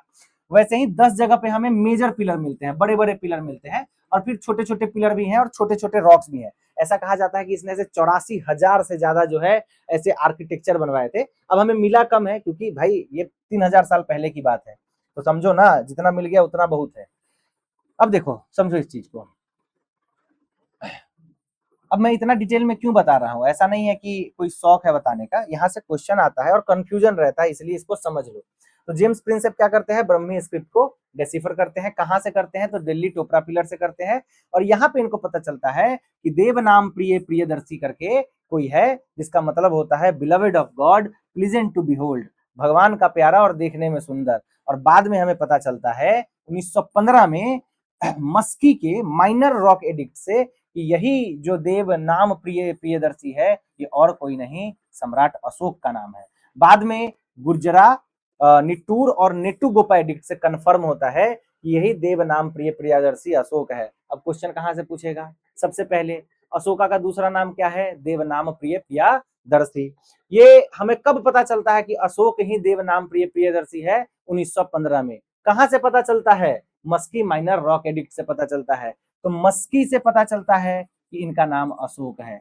अब मैं इसको ऐसे याद रखता हूं कि अशोक का नाम पता कहां से चलता है? मस्की से, यानी मस्ती में पता चल गया कि अशोक का नाम क्या है? अशोक है। मस्ती मस्ती में पता चल गया, तो मस्ती से मैं मस्की याद रखता हूं। और पूछता है कि और कौन कौन सा जगह है जहां से पता चलता है कि देव नाम प्रियदर्शी जो है अशोक का नाम है? तो निट्टूर, नेटू नेटू गोपा, निट्टूर और गुज्जर से, है ना। ये भी रॉक एडिक्ट है, यहां से पता चलता है कि इनका नाम क्या है? अशोक है। अब आगे देखो, अब अशोक के बारे में और कुछ चीज पढ़ लो, है ना। अभी आगे और पढ़ेंगे, लेकिन पहले मैं अभी तो आपको क्या पढ़ा रहा हूँ, देखो क्रोनोलॉजी बनाओ। पहले मैंने आपको राइज ऑफ मगधा पढ़ाया। राइज ऑफ मगधा में मैं सारे डायनेस्टी पढ़ाया। फिर धनानंद आया, धनानंद को हरा के चंद्रगुप्त आएगा। अब चंद्रगुप्त आया, इसके बारे में पता कहां से चलेगा? तो लिटरेरी सोर्स में हमने अर्थशास्त्र देखा, मेगास्थनीज देखा, मुद्रा राक्षस देखा, दीपवंसा देखा, अशोक वादन देखा, प्रशिष्टि पर्वन देखा, है ना। अब उसके बाद और भी मेजर सोर्सेस है जिसके बारे में, जिससे हमें अशोक के बारे में पता चलता है। तो वो क्या है? तो मैंने आपको बताया कि रॉक पे, पत्थर पे जो है नियम लिखवाता था अशोक, उसको हम बोलते हैं रॉक एडिक्ट्स। उसमें मेजर रॉक एडिक्ट है, माइनर रॉक एडिक्ट है। उसमें मेजर पिलर एडिक्ट है, माइनर पिलर एडिक्ट है। फिर उसके बाद केव एडिक्ट भी है। मैं आपको पढ़ाऊंगा कि जहानाबाद में बराबर और नागार्जुनी केव है, जहां पे अशोक जो है वो लिखवाते हैं कि इसको मैं आजीविका सेक्ट को देता हूँ। सब पढ़ेंगे, कोई बात नहीं है, थोड़ा लेक्चर लंबा होएगा, पर सब समझ में आएगा आपको डिटेल में, कहानी की तरह। अब समझो, अब अशोक ऐसा नहीं है कि लिखवा दिए रॉक एडिक्ट और किसी को समझ में नहीं आ रहा है। ये बहुत इंक्लूसिव रूलर थे, तो जहां पे जो भाषा समझी जाती थी उसी भाषा में लिखवाते थे। जैसे नॉर्थ इंडिया था, वहां प्रकृत बोली जाती थी, तो प्रकृत में सारा लिखवाए। अब प्रकृत जो है वो लेफ्ट टू राइट लिखा जाता है, जैसे हिंदी लिखा जाता है, मतलब ऐसे। लेकिन जो नॉर्थ वेस्ट का इलाका था, जो गंधार का इलाका था और कंबोज का इलाका था, मैंने आपको बताया था, वहां पे पर्शियन इम्पैक्ट था। और पर्शियन इम्पैक्ट के कारण वहां पे एक स्क्रिप्ट थी जिसका नाम है खरोष्टी स्क्रिप्ट।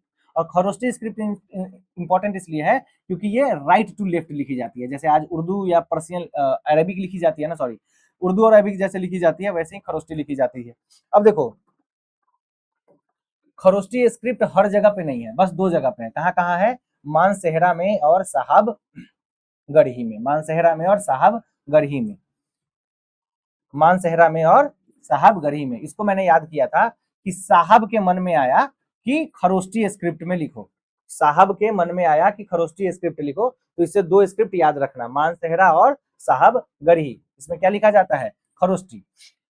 ठीक है। और अरमाइक और ग्रीक में भी लिखा हुआ है। इवन अफगानिस्तान में, अफगानिस्तान के कंधार में सर ए कुना जो एडिक्ट है वो बाईलैंग्वेज है, उसमें दो लैंग्वेज में लिखा हुआ है, अरमाइक और ग्रीक में। ठीक है, आगे देखो।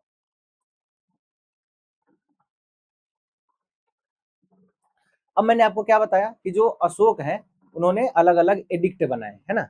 अब देखो, जो अशोक है ना वो इतने इंपॉर्टेंट इसलिए है क्योंकि he kind of become the sole patrimonial monarch.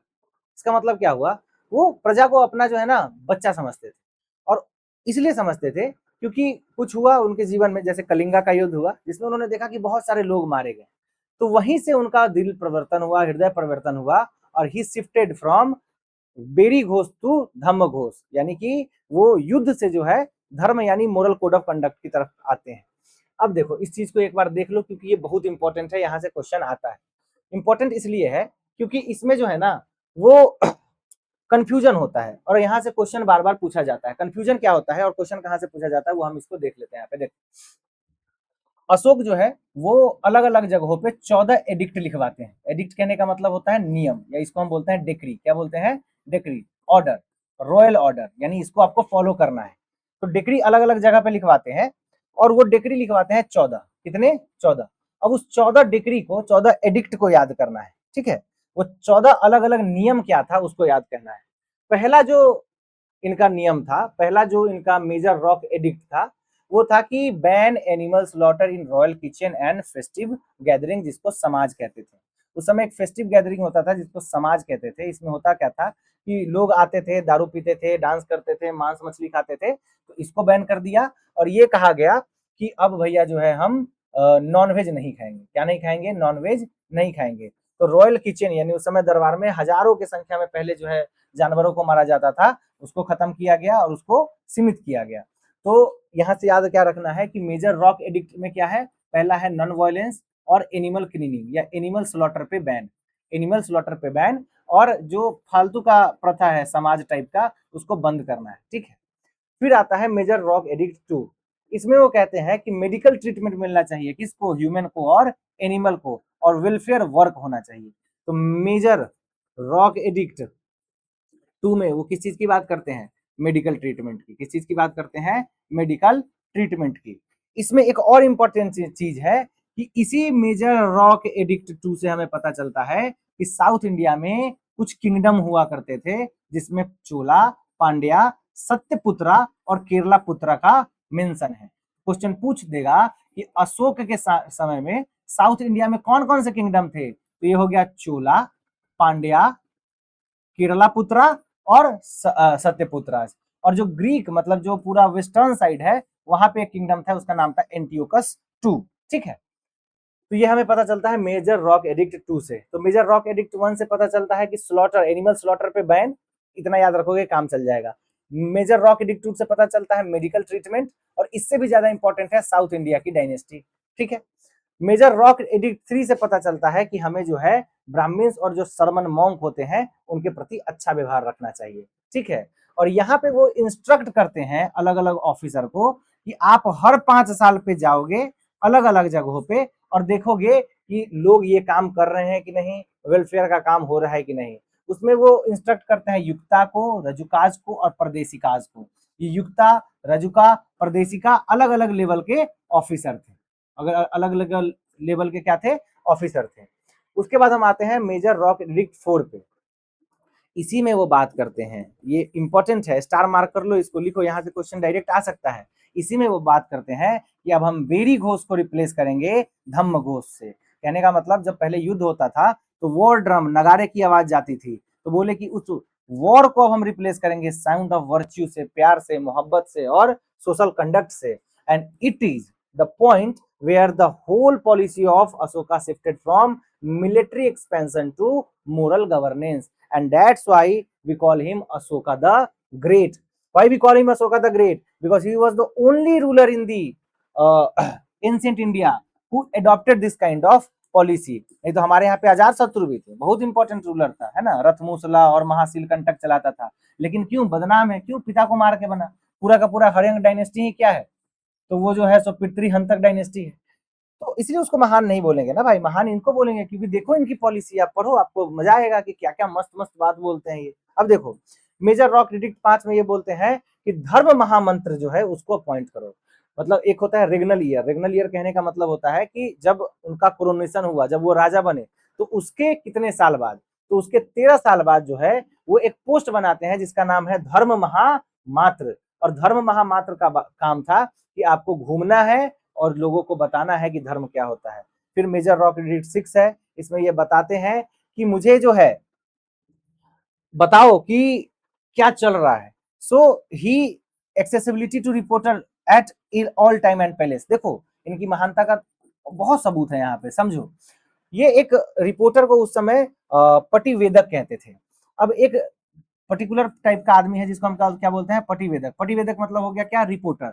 इस रिपोर्टर का काम था कि जो भी समाज में चल रहा है, कोई दुखी है, कोई खुश है, कहीं पे वॉर हो गया या कहीं पे किसी के साथ गलत हुआ, तो ये रिपोर्ट करता था राजा को। तो इन्होंने ये लिखवाया मेजर रॉक एडिक्ट 6 में कि जब भी रिपोर्टर आएगा, चाहे हम खा रहे हो, सो रहे हो, नहा रहे हो, he must report me, he must report me. और ही डिक्लेयर्स दैट सबसे मुनीसा में पाजा, सबसे मुनीसा में पाजा कहने का मतलब हुआ all men are my children. तो पैट्रिमोनियल स्टेट का यहाँ से कंसेप्ट हम समझते हैं कि ये नहीं बताते हैं कि हम राजा हैं तो हम महान है और हम अलग है, नहीं, ये बताते हैं कि सारी प्रजाएं मेरी संतान है।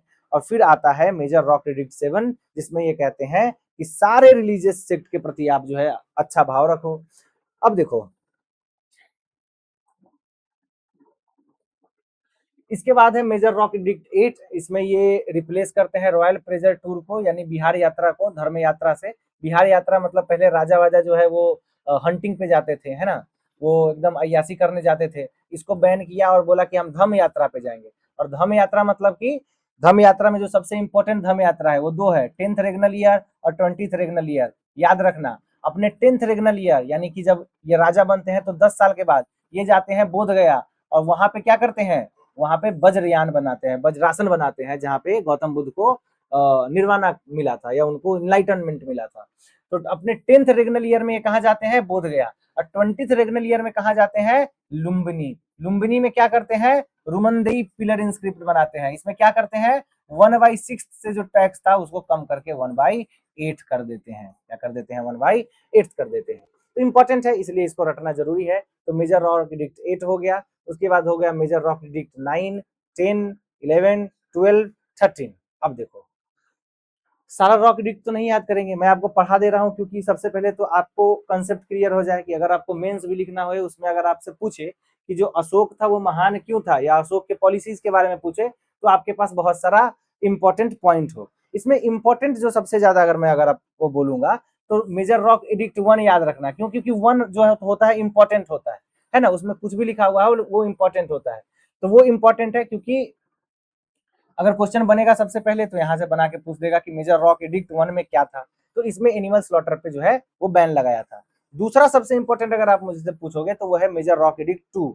इसलिए नहीं है कि ये 2 है, इसलिए है क्योंकि इसमें साउथ के कुछ कुछ किंगडम का नाम दिया हुआ है। तो यहाँ से क्वेश्चन पूछता है कि अशोका के एडिक्ट में हमें कौन कौन से साउदर्न डायनेस्टी या किंगडम के बारे में पता चलता है, तो चोला, पांड्या और सत्यपुत्रा और केरला पुत्रा के बारे में पता चलता है।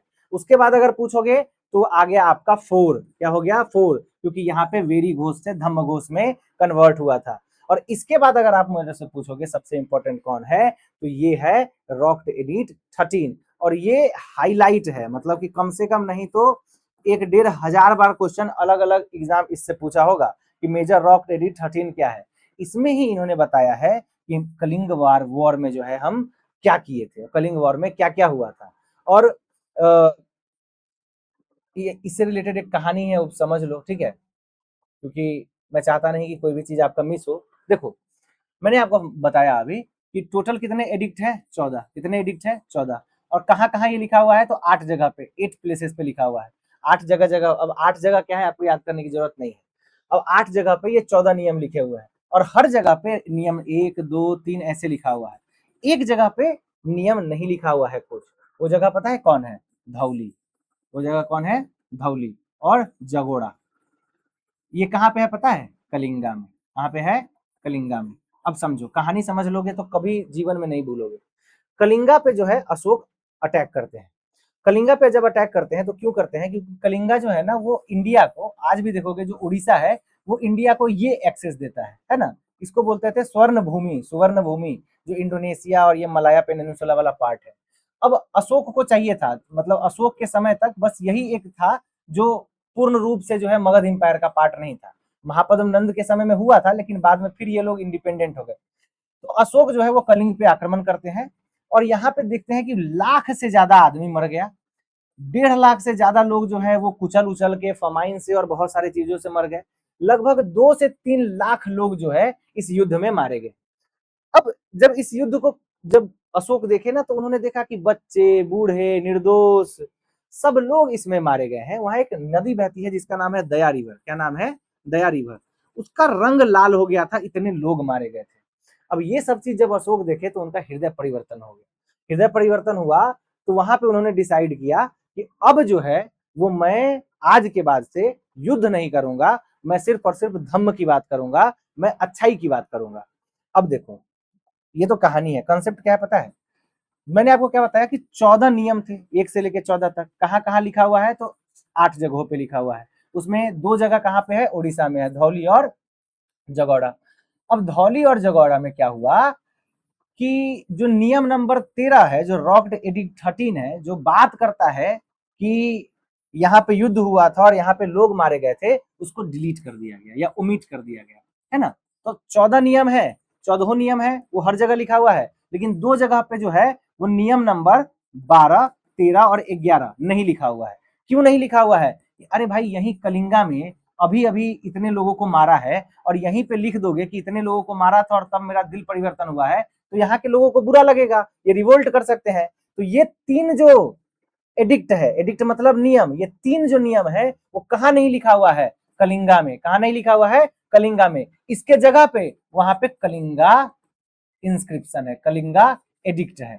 ये कंफ्यूजन दूर कर लो। तो कलिंगा एडिक्ट कहाँ पे है? कलिंगा में। क्यों है? क्योंकि वहां पे ये 3 नियम नहीं है। तो वहां पे और क्या लिखा हुआ है? तो इस कलिंगा एडिक्ट में लिखा है कि कोई भी यहाँ का शासक यहाँ के लोगों के साथ गलत नहीं करेगा और यहाँ के लोगों को प्यार से रखेगा। और इस टाइप का बात लिखा हुआ है उसमें कि राजा जो है अपने प्रजा को बच्चे की तरह मानता है, ताकि इन लोगों को साइकोलॉजिकल हरासमेंट से न गुजरना पड़े। क्योंकि अगर ये 3 बात यहाँ लिख देगा, अभी ही ये इतने लोग मरे हैं, तो ये बड़ा इंपॉर्टेंट कंसेप्ट है, इसको समझ लो। तो ठीक है, एक बार और रिपीट कर दे रहा हूँ। रॉक एडिक्ट कहने का मतलब पत्थर पे लिखे गए नियम। कितने हैं? 14 है। 14 बड़े बड़े नियम है। 14 मैंने आपको बताया, लेकिन इंपॉर्टेंट कौन है? 1, रॉक एडिक्ट 1। क्यों? क्योंकि 1 है तो इंपॉर्टेंट हो जाता है अपने आप से। उसमें क्या है? एनिमल स्लॉटर नहीं करना है। रॉक एडिक्ट 2 इंपॉर्टेंट क्यों है? क्योंकि उसमें चोला, पांड्या, है ना, केरला पुत्रा और सत्यपुत्रा इसके बारे में लिखा हुआ है। उसके बाद हम सीधे सीधे कहां पे आ जाएंगे? रॉक एडिक्ट 6 में, है ना। रॉक एडिक्ट, ये देखो, रॉक एडिक्ट क्या हो गया? सॉरी, बेरीगो, सॉरी, रॉक एडिक्ट 4 में। कहां पे आ जाएंगे हम? सीधा रॉक एडिक्ट 4 में।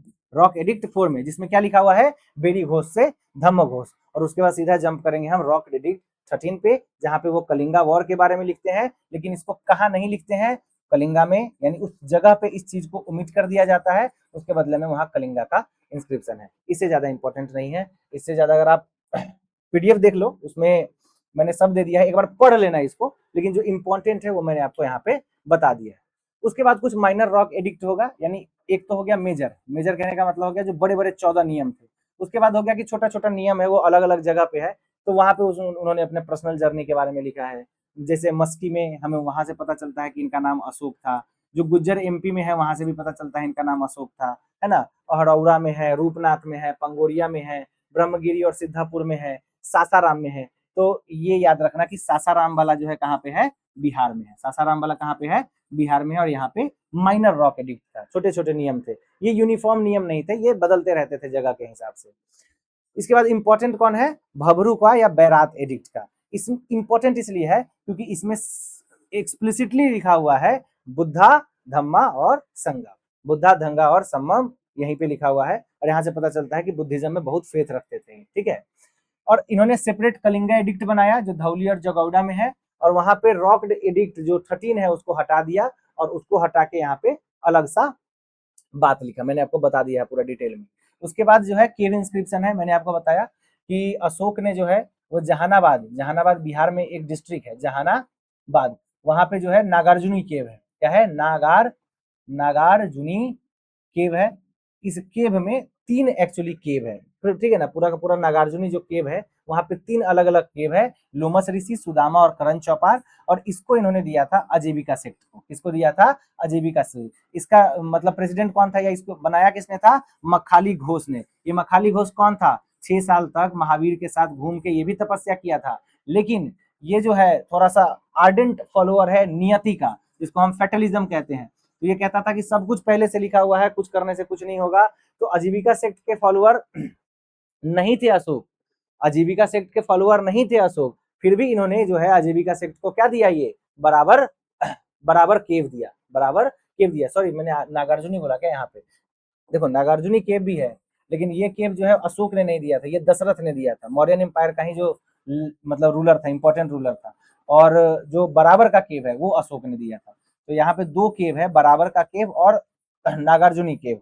तो बराबर का केव जो है वो अशोक ने दिया था, और नागार्जुनी केव जो है, नागार्जुनी केव जो है वो दशरथ ने दिया था। किसको दिया था? आजीविका सेक्ट को ही दिया था। इसमें वथिथि का कुभा, वपिया का कुभा, गोपी का कुभा नाम का 3 केव है। और इस बराबर वाले में है आपका क्या क्या? सुदामा, करण चौपार, लोमस ऋषि।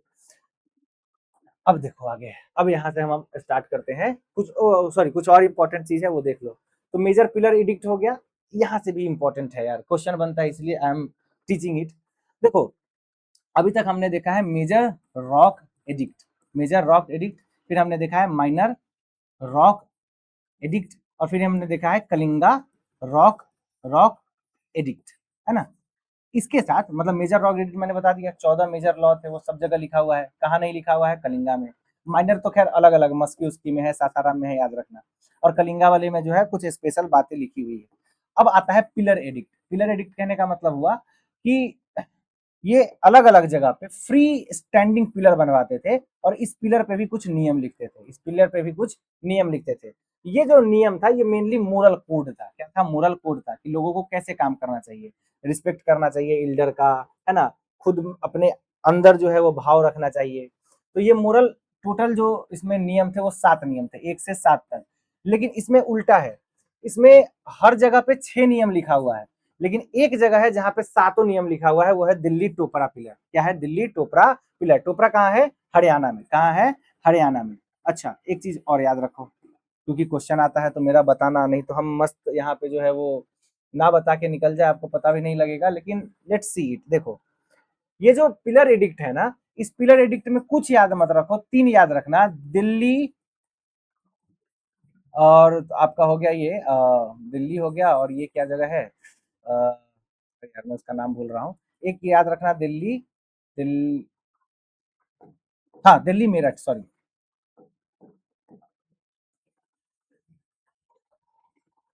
देखो, मथुरा और मेरठ में कंफ्यूज हो रहा था। एक याद रखना दिल्ली मेरठ, एक याद रखना दिल्ली चोपड़ा, और एक याद रखना कौशाम्बी इलाहाबाद, इलाहाबाद पिलर। याद पता है क्यों रखना? ये दिल्ली मेरठ वाला जो है ना, इसको कौन ले गया उठा के? इसको उठा के कौन ले गया पता है? फिरोज शाह तुगलक। फिरोज शाह तुगलक जो है ये इसको मेरठ से उठा के दिल्ली ले गया, है ना। टोपरा वाले को भी फिरोज शाह तुगलक जो है वो इसको कहां से? टोपरा से उठा के दिल्ली ले गया। और जो कौसम्बी वाला है इसको अकबर के समय में, अकबर के समय में कौसम्बी से उठा के इलाहाबाद ले आया गया। तो इसलिए ये तीनों पिलर इंपॉर्टेंट हो जाता है कि इससे रिलेटेड कुछ कुछ राजा हैं जो बड़े इंपॉर्टेंट हो जाते हैं। उसके बाद एक और पिलर है, यही जो इलाहाबाद वाला पिलर है ना, इलाहाबाद वाला पिलर है, इस पे ना हमको 3 अलग अलग राजाओं का नाम मिलता है। पहला तो हो गया अशोक, दूसरा हो गया हमारा समुद्रगुप्त। क्या हो गया? समुद्रगुप्त। और तीसरा हो गया जहांगीर। क्या हो गया? जहांगीर। ये प्लीज याद कर लेना क्योंकि यहां से क्वेश्चन आता है। इलाहाबाद पे हमको सबसे पहले तो अशोक का एडिक्ट मिलता है, उसके बाद समुद्रगुप्त का क्या मिलता है? प्रयाग प्रशस्ति। क्या मिलता है? प्रयाग प्रशस्ति, प्रशस्ति, ठीक है ना। और फिर जहांगीर का भी यहाँ पे हमें कुछ कुछ लिखा हुआ मिलता है। तो इलाहाबाद वाला एडिक्ट से रिलेटेड कितने रूलर है? 3। कौन कौन? अशोक, समुद्रगुप्त और जहांगीर। तो इसको एक बार ध्यान में रख लेना। बाकी दिल्ली टोपरा हो गया, दिल्ली मेरठ हो गया, उनको कौन शिफ्ट किया? फिरोज शाह तुगलक। और इलाहाबाद कौशाम्बी वाला कौन शिफ्ट किया? अकबर। ठीक है, तो दिल्ली तोपरा याद रखना। इस पे हाँ, इससे रिलेटेड और है कि 1 से लेके 7, सातों नियम सिर्फ यहीं पे है, बाकी जगह पे 6 नियम है। उसके बाद कुछ सीजम एडिक्ट है, जैसे सांची में, सारनाथ में, कौशाम्बी में। सीजम एडिक्ट मतलब यहाँ पे लिखा हुआ है कि कोई भी ऐसा भिक्षु जो बौद्ध धर्म के अंदर भेद डालने की कोशिश करेगा, उसको व्हाइट कपड़ा निकाल के पहना के भगा दिया जाएगा। ये सीजम एडिक्ट है। कहाँ? सांची, सारनाथ, कौशाम्बी। उतना इंपॉर्टेंट नहीं है। अब देखो सबसे इंपॉर्टेंट रूमंदेई पिलर, जो पहला और आखिरी फिजल एडिक्ट है। फिजल एडिक्ट कहने का मतलब क्या हुआ? इस पे टैक्स की पॉलिसी लिखी हुई है। टैक्स की पॉलिसी कैसे लिखी हुई है कि 1/6 से घटा के 1/8 कर देंगे। ये कहाँ पे है? रुमनदेई में। इससे रिलेटेड मैं 50 बार बता चुका हूँ कि यहाँ गौतम बुद्ध का जन्म हुआ था, इसलिए यहाँ पे वो करता है। ठीक है, अब समझो। अब यहाँ से स्टार्ट होता है हमारा ओरिजिनल चंद्रगुप्त मौर्य का डायनेस्टी। ठीक है, तो एक बार रिकैप ले लेते हैं क्या पढ़ा हमने। देखो डिटेल में है, मैं समझ रहा हूँ, पर क्वेश्चन पूछा जाता है ना, इसलिए पढ़ा रहा हूँ। ऐसा नहीं है कि यहाँ से क्वेश्चन नहीं आता है, दबा के क्वेश्चन पूछा जाता है। तो हमने मगधा का राइज देखा। मगधा के राइज में हमने पिछले वाले लेक्चर में क्या क्या देखा था कि यहाँ पे बृहद्रथ डायनेस्टी थी, हर्यंक डायनेस्टी थी। उसके बाद हर्यंक के बाद कौन आया? शिशुनाग आया। शिशुनाग के बाद कौन आया? शिशुनाग डायनेस्टी आया। उसके बाद जो है यहाँ पे नंद डायनेस्टी आया। तो हर्यंक हो गया, शिशुनाग हो गया, नंद डायनेस्टी हो गया। नंद डायनेस्टी को मतलब धनानंद को मार के चंद्रगुप्त आते हैं। अब जब हम मौर्य डायनेस्टी पढ़ेंगे तो ये बहुत बड़ी डायनेस्टी है। तो मौर्य डायनेस्टी में सबसे इंपॉर्टेंट क्या हो गया आपका कि लिटरेरी सोर्स कहाँ कहाँ से हमको मिलता है कि लिखा हुआ है। उसमें सबसे पहले हमने अर्थशास्त्र को देखा, उसके बाद हमने इंडिका को देखा, फिर हमने और लिटरेरी सोर्सेस देखे। जैसे कि हमने देखा यहाँ पे क्या प्रशिष्टि पर्वन, उसके बाद हमने हेमचंद्र का प्रशिष्टि पर्वन देखा, है ना, या हमने मुद्रा राक्षस देखा, दीपवंश महावंश देखा। उसके बाद हमने कौटिल्य का जो अर्थशास्त्र है उसके अंदर का कुछ कुछ चीज देखा कि इसमें टोटल 15 अधिकरण है, 150 चैप्टर है, 6000 इसमें श्लोक है। मेगास्थनीज के इंडिका में हमने देखा कि वो 7 कास्ट की बात करता है ना, 7 कास्ट की बात करता है। वो कहता है कि यहाँ पे स्लेवरी था ही नहीं, है ना। वो पाटलिपुत्रा को पलिम्बोत्रा बताता है और कहता है कि ये 9 माइल लंबा और 1.8 माइल चौड़ा था, इसमें 64 गेट से और 570 टावर था, है ना। पूरा वुड का जो है ये यहाँ पे फोर्ट बना हुआ था। फिर हमने अशोक के अलग अलग एडिक्ट के बारे में देखा, हमने ब्रह्मी स्क्रिप्ट कौन डिसाइफर करता है, जेम्स प्रिंस ऑफ उसका देखा, है ना। तो यहाँ से हम we are just trying to make a connection. अब हम आते हैं अपने डायनेस्टी पे। देखो अब जो है ना यूपीएससी और बीपीएससी अब शिफ्ट कर रही है डायनेस्टी से हटके सोसाइटी पे। पहले एक समय था जब ये क्वेश्चन पूछती थी कि कौन सा रूलर जो है वो कहाँ का है ना। अब वो क्वेश्चन पूछती है सोसाइटी से रिलेटेड, सोसाइटी में कि इस सोसाइटी में टैक्स का क्या क्या, जैसे बाली कोई टैक्स है, विष्टि कोई टैक्स है, सीता जमीन को बोलते हैं जो सरकारी जमीन है। तो टर्म से क्वेश्चन उठा रही है, एडमिनिस्ट्रेशन से क्वेश्चन उठा रही है, उस समय मंत्री को क्या बोलते थे उससे क्वेश्चन उठा रही है। तो वो इंपॉर्टेंट हो जाता है हमारे लिए। अब देखो चंद्रगुप्त मौर्य ओरिजिन, चंद्रगुप्त मौर्य कहाँ से बिलोंग करते थे, इस पे डिबेट है स्कॉलर्स के बीच में। डिबेट क्या है और एक्सेप्टेड क्या है मैं बता दूंगा। सबसे जो एक्सेप्टेड है कि वो मौर्य क्लान के थे। मौर्य एक क्षत्रिय का ही क्लैन था जो पिपली वन नाम का जगह है वहां से बिलोंग करता था। और ये पिकक टैमर थे, कहने मतलब मोर पालते थे। तो जो बुद्धिस्ट और जैन टेक्स्ट है ये इनको बोलता है कि ये मौर्य क्लान के थे। मौर्य क्लान के थे। मौर्य क्लान किसका है, क्षत्रिय का ही पार्ट है। तो बुद्धिस्ट और जैन टेक्स्ट जो है इनको हाई बॉर्न बताता है कि ये ऊंची जाति के थे, है ना। क्योंकि ये खुद भी जैन थे तो बुद्धिस्ट और जैन टेक्स्ट इनको बताता है कि ये हाई बॉर्न थे, क्षत्रिय क्लान के थे, उसमें भी मौर्य क्लान के थे। जो ब्राह्मणिकल या पुराणिक टेक्स्ट है वो बताता है कि ये जो है वो मूरा नाम की एक शूद्र महिला थी जो नंदकोट में ही थी, उसके ही क्या है बेटे थे, इसलिए इनका नाम पड़ गया मौर्य। और इस चीज को आगे जाके मुद्रा राक्षस में विशाखादत्त कहता है कि ये वृषला थे या कुलहीन थे। तो दो तीन चीज याद कर लो यहाँ से। क्या याद करोगे कि बुद्धिस्ट टेक्स्ट इनको क्या कहता है कि मौर्य क्लान के क्षत्रिय थे। ब्राह्मिकल टेक्स्ट कहता है कि ये मुरा नाम की शूद्र महिला के बेटे थे। और जो मुद्रा राक्षस है विशाखादत्त का वो इनको वृषल या कुलहीन कहता है। ग्रीक रेफरेंसेस, अब मैंने आपको बताया ना कि जैसे मैंने आपको बताया कि जो इंडिका है वो हमें कैसे पता चलता है कि ये किताब मेगास्थनीज का है, क्योंकि बहुत सारे ग्रीक राइटर हैं वो जैसे जस्टिस हो गया, एरियन हो गया, ये सब भी लिखा है इनके बारे में। तो अब वो चंद्रगुप्त को, जैसे एक चीज देखो, हम एरिस्टोटल को ना, एरिस्टोटल को हम हिंदी में अरस्तु बोलते हैं। अब वो लोग अरस्तु देखेंगे तो उनको कुछ समझ नहीं आएगा। वैसे ही चंद्रगुप्त को सेंड्रोकोटस या एंड्रोकोटस कहा जाता था। क्या कहा जाता था, सेंड्रोकोटस या एंड्रोकोटस। ये क्वेश्चन बार बार पूछा जाता है कि सेंड्रोकोटस या एंड्रोकोटस के नाम से कौन जाना जाता था, चंद्रगुप्त मौर्य है। और इसको आइडेंटिफाई किसने किया कि सेंड्रोकोटस ही हमारा चंद्रगुप्त है, इसको किया विलियम जोन्स ने। किसने किया, विलियम जोन्स ने। ठीक है, तो इस चीज को याद रखना। सेंड्रोकोटस कौन था, चंद्रगुप्त था। इसको कौन आइडेंटिफाई करता है, विलियम जोन्स। और मैंने इसके ओरिजिन पे बता दिया आपको। स्ट्रेटजिक मिस्टेक, अब चंद्रगुप्त मौर्य जो है वो किसके शिष्य थे, चाणक्य के।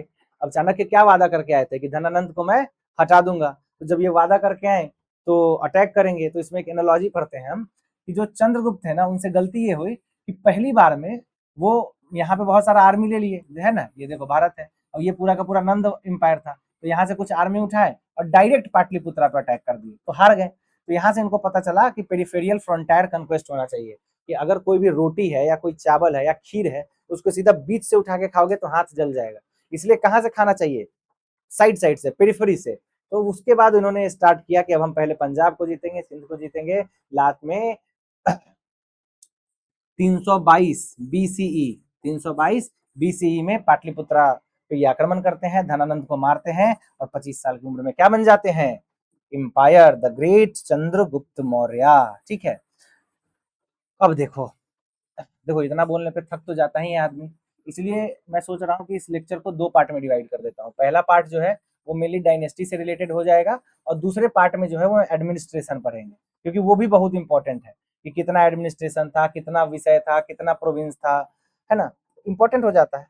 तो उसको हम नेक्स्ट लेक्चर में कर लेंगे। अभी हम पहले डायनेस्टी खत्म कर लेते हैं। अब देखो रिवाइज करो, चंद्रगुप्त मौर्य ओरिजिन पे डिबेट है, बिल्कुल है। बुद्धिस्ट टेक्स्ट क्या कहता है? बुद्धिस्ट टेक्स्ट कहता है कि भैया ये कौन थे? ये मौर्य क्लान के थे। मौर्य कौन था? क्षत्रिय था। ब्राह्मणिकल टेक्स्ट क्या कहता है कि भैया ये जो है वो मुरा नाम की शूद्र जो विमेन थी, जो महिला थी, उसके बेटे थे।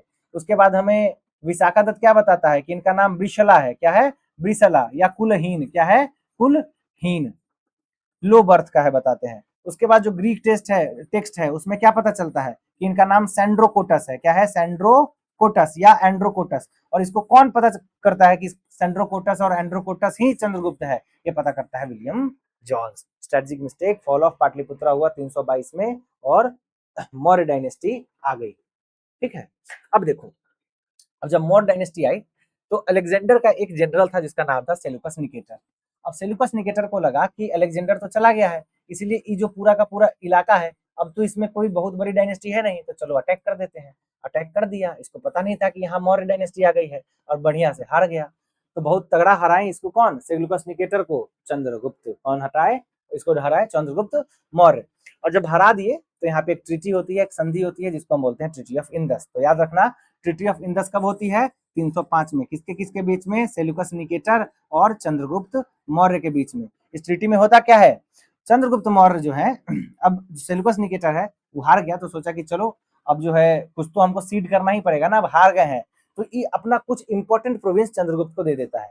जैसे एरिया, अराकोशिया, गेंड्रोसिया, पेरापोमिसाइड, और एक और था आपका, हाँ गेंड्रोसिया हो गया, पेरोपेमिसाइड हो गया, अरकोसिया हो गया और एरिया हो गया। हाँ, तो 4 प्रोविंस जो है वो दे देता है किसको? चंद्रगुप्त मौर्य को। सीजीएम चंद्रगुप्त मौर्य को। एरिया ये आज का हेरात अफगानिस्तान में है, कंधार अफगानिस्तान में है, बलूचिस्तान पाकिस्तान में है, अब पेरोपेमसीडे जो भी है इसका नाम पढ़ लेना। तो एएजीपी याद रखना, एएजीपी ये जो प्रोविंस था वो किसने? सेल्यूकस निकेटर ने किसको दे दिया? चंद्रगुप्त मौर्य को दे दिया। ठीक है, इसके बदले में चंद्रगुप्त मौर्य ने इसको 500 वॉर एलिफेंट दिए, हाथी दिए एकदम ट्रेंड। इसके बदौलत जो है इसको बहुत बेनिफिट भी मिला। ये अपने मतलब ये वाला एम्पायर है ना इसका, तो इधर वाले सारे एम्पायर को फिर इसके बाद ये हराता है, और ये भी ठीक ठाक राजा बन गया उसके बाद। तो चंद्रगुप्त, क्योंकि दोस्ती भी हो गई थी, अब दोस्ती का सबसे बड़ा रीजन ये नहीं था। दोस्ती का सबसे बड़ा रीजन था इपिगैमी, यानी कि अपने पावर को बढ़ाने के लिए शादी ब्याह से रिश्ता जोड़ना। तो सेल्यूकस निकेटर ने अपनी बेटी, इसका नाम क्या है, बहुत फेमस है, जितना सीरियल टीवी सीरियल बना है ये इसी सब के आसपास बना है, उसकी बेटी का नाम था हेलेना या कॉर्नेलिया, इसकी शादी करवा दी। तो हेलेना की शादी किससे करवाई? चंद्रगुप्त मौर्य से। तो हेलेना से शादी होती है चंद्रगुप्त मौर्य की। हेलेना किसकी बेटी थी? सेल्यूकस निकेटर की बेटी थी। क्यों करवाते हैं? क्योंकि ये हार जाते हैं वॉर में, और ट्रीटी ऑफ इंदस होता है। कब होता है? 305 में। यही इंपॉर्टेंट है, इससे ज्यादा कुछ इंपॉर्टेंट नहीं है। आगे देखो, अब कहानी आगे मोड़ लेगा। कहानी कैसे मोड़ लेगा? देखो, चंद्रगुप्त मौर्य के लास्ट के फेज तक ना 12 साल का फमाइन आ जाता है, बहुत गंदा फमाइन आता है, लोग एकदम मरने लगते हैं वहां पे। अब चंद्रगुप्त इतना अच्छा राजा था ना कि उसको लगता है कि मेरे किसी पाप की वजह से ही मेरी प्रजा को ये सब चीज झेलना पड़ रहा है। और उस समय जैन एक बहुत बड़े स्कॉलर थे, उनका नाम था भद्रबाहु, तो उनके इन्फ्लुएंस में आता है और ये जैनिज्म को एक्सेप्ट कर लेता है और कहता है कि अब मैं राजपाट अपने बेटे को बिंदुसार को दे दूंगा। और ये चले जाते हैं कर्नाटक, और कर्नाटक में ही हसन डिस्ट्रिक्ट में सरन वेल बोला है, वहां पे वो जाते हैं। और जैनिज्म में एक मेथड होता है जिसको हम बोलते हैं संलेखना या संथारा, उससे अपने देह को त्याग देते हैं वो फास्टिंग से, फास्ट ऑन टू डेथ करके। तो जहां पे इनकी मृत्यु होती है उस हिल को चंद्रगिरी हिल्स भी कहा जाता है। तो चंद्रगुप्त का मौत हो जाता है। कैसे मौत होता है मैंने आपको बता दिया, चंद्रगिरी हिल है, संलेखना के मेथड से मरते हैं। अब देखो कितना अच्छा राजा है कि जब इसको लगा कि नहीं प्रजा में दुख मेरे वजह से है, तो बेचारा राजपाट छोड़ देता है। फिर इसका बेटा है बिंदुसार, ये भी बड़ा अच्छा राजा था बिंदुसार। और बिंदुसार इसलिए इंपॉर्टेंट है क्योंकि चंद्रगुप्त के समय में जो मगध एम्पायर था वो बहुत बड़ा हो गया था, इसको और आगे लेके गया कौन? बिंदुसार। बिंदुसार जो है वो इंपॉर्टेंट इसलिए है क्योंकि ये ग्रीक डिप्लोमेसी के लिए जाना जाता है। ग्रीक डिप्लोमेसी मतलब देखो, ये इंडिया है, ये इंडियन सबकॉन्टिनेंट है, ये जो पूरा पार्ट था ना, वो इस समय ग्रीक लोग जो है वही इस पे रूल कर रहे थे। अब ग्रीक लोग भी बहुत टाइप के थे, सेलुसिड एम्पायर था, तो बहुत सारा एम्पायर था, उसमें हम नहीं जाएंगे अभी। इस सारे एम्पायर को हम हेलेनिस्टिक बोलते हैं। क्या बोलते हैं? हेलेनिस्टिक एम्पायर बोलते हैं। तो इसका कनेक्शन जो है वो हेलेनिस्टिक एम्पायर से था, ताकि ट्रेड वेड बढ़िया हो। और इसको हमें पता इस चीज से चलता है कि एक लेटर लिखा है इसने एंटियोकस वन को। तो आपको बस नाम याद करना है कि एंटियोकस कौन कौन था? तो सेलूसिड किंग था। सेलूसिड किंग था कहाँ का? सीरिया का। तो सीरिया का राजा था एंटियोकस वन। और इससे जो है वो बिंदुसार 3 रिक्वेस्ट करते हैं कि हमको स्वीट वाइन दे दो, ड्राइड फिग यानी अंजीर दो, और एक सोफिस्ट दो। सोफिस्ट जो है ना वो ग्रीक फिलोसफर्स को कहते थे। अगर आप वेस्टर्न पॉलिटिकल थॉट पढ़ोगे तो वहां पे आपको अच्छे से पढ़ना पड़ेगा सोफिस्ट क्या होता है। उसी सोफिस्ट के आगे अगर आप जाओगे तो आपको सोक्रेटिस, एरिस्टोटल, ये सारे लोग मिलेंगे। तो ये बोला कि एक सोफिस्ट दे दो। तो ये एंटियोकस बड़े अच्छे से रिप्लाई करता है कि सर हम आपको स्वीट वाइन और ड्राइड फिग तो दे देंगे पर सोफिस्ट नहीं दे पाएंगे, क्योंकि हमारा लॉ अलाउ नहीं करता है किसी विद्वान को बेचने का। ठीक है, तो ये बड़ा इंपॉर्टेंट है। लेकिन इस एंटियोकस वन ने अपने एक एम्बेसडर को, यानी अपने एक दूत को जिसका नाम डेमाइकस था, उसको इनके कोर्ट, बिंदुसार के कोर्ट में डाला। और जो पोटलेमी टू फिलाडेल्फिया का था, जो इजिप्ट का राजा था, उसने अपने एम्बेसडर डियोनेसियस को डाला। तो 2 एम्बेसडर बिंदुसार के कोर्ट में रहे हैं, डेमाइकस और डियोनेसियस। डेमाइकस और डियोनेसियस किसके कोर्ट में रहे हैं? बिंदुसार के कोर्ट में। चंद्रगुप्त मौर्य के कोर्ट में कौन था? मेगास्थनीज। उसने कौन सी किताब लिखी? इंडिका। तो कंफ्यूज नहीं होना है, क्वेश्चन दबा के पूछता है कि उस एम्बेसडर का नाम बताओ जो बिंदुसार के कोर्ट में था। तो डेमाइकस थे और डियोनेसियस थे। डेमाइकस किसका एम्बेसडर था? एंटियोकस वन का, जो कि सीरिया का राजा था। और जो डियोनेसियस है वो इजिप्ट के राजा फिलाडेल्फियस का एम्बेसडर था।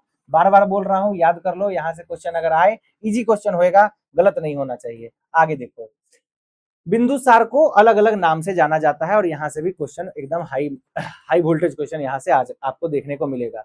इसको कौन कौन से नाम से जाना जाता है? तो इसको जाना जाता है अमित्र घात, स्लेयर ऑफ फोज। इसके कोई ऐसा माना जाता है कि कोई दुश्मन को जिंदा नहीं छोड़ता था। इसने भी अपने इंपायर को बहुत बड़ा बनाया है। इसको और एक नाम से जाना जाता है एमित्रोचैटिस।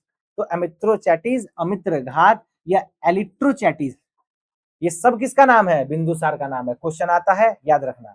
और भी नाम है इसका, पुराण में इसको कहा जाता है भद्रसार। क्या कहा जाता है? भद्रसार या वरिसार। तो ये क्वेश्चन यहां से आएगा कि भद्रसार या वरिसार किसका नाम है? बिंदुसार का नाम है। ठीक है, एक दिन तो मैं एक क्लास नाम पे ही ले लूंगा कि जो नाम अलग अलग किंग को दिया हुआ है, क्योंकि वहां से क्वेश्चन दबा के पूछा जाता है ना। एक बार रिवीजन करते हैं। देखो, बिंबिसार सबसे पहला आदमी। बिंबिसार को और कौन कौन सा नाम दिया गया था? श्रेणी। क्या दिया था? श्रेणिया। श्रेणिया कहने का मतलब इसके पास स्टैंडिंग आर्मी थी। इसके बाद हम आते हैं अपने महापद्म नंद पे। क्या आते हैं? महापद्म नंद। बिंबिसार के बाद एक और था ना, अजात शत्रु। अजात शत्रु को क्या कहा जाता था? कुनिक या कुनिका। उसके बाद महापद्म नंद, इसको तो बहुत सारे नाम, एक रात, क्या है? एक रात, उग्रसेन, है ना, सर्वछत्र हंतक, सेकेंड परशुराम, अनघात कुल शूद्र, है ना। तो ये महापद्म नंद का नाम है। उसके बाद सेंड्रोकोटस एंड्रोकोटस नाम किसका है? सेंड्रोकोटस एंड्रोकोटस नाम है चंद्रगुप्त मौर्य का। और फिर अमित्र घाट, एलियोट्रोचिस, अमित्रोचैटिस और भद्रसार, ये सब किसका नाम है? ये सब नाम है बिंदुसार का। बिंदुसार कौन था? चंद्रगुप्त का बेटा था। इसने डेक्कन में इन्वेजन किया। और जो एक राइटर है तारानाथ, ये तिब्बतियन बुद्धिज्म के बड़े बड़े बहुत बड़े स्कॉलर हैं, इन्होंने बताया कि इसने लगभग लगभग 16वें स्टेट को जीत लिया था, और इसने इंपायर को बहुत आगे तक फैला दिया। और इसका बेटा आएगा अशोक, और अशोक बनेगा अशोका द ग्रेट।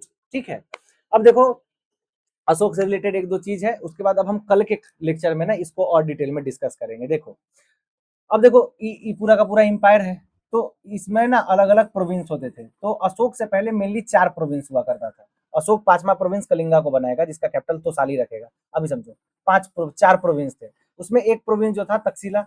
अब तक्षशिला में हो गया रिवोल्ट। तक्षशिला में क्या हो गया? रिवोल्ट हो गया। तो यहाँ रिवोल्ट इसलिए हुआ क्योंकि यहाँ जो मिनिस्टर वगैरह थे ना, बड़े करप्ट थे, जिनको दुष्ट अमित्याज कहा जाता है। इनको क्या कहा जाता है? दुष्ट अमित्याज। तो यहाँ के लोग रिवोल्ट करते हैं। तो बिंदुसार अपने बेटे अशोक को बोलता है, उस समय अशोक यहाँ उज्जैन का गवर्नर था, कि जाओ और थोड़ा इस मतलब विद्रोह को देखो। अशोक वहां जाता है और शांति पूर्वक उस विद्रोह को खत्म कर देता है। और यहीं से अशोक जो है वो एज एन इम्पोर्टेंट पिलर बन के निकलता है कि आगे जाके ये रूल करेगा। अब देखो, जो ये बिंदुसार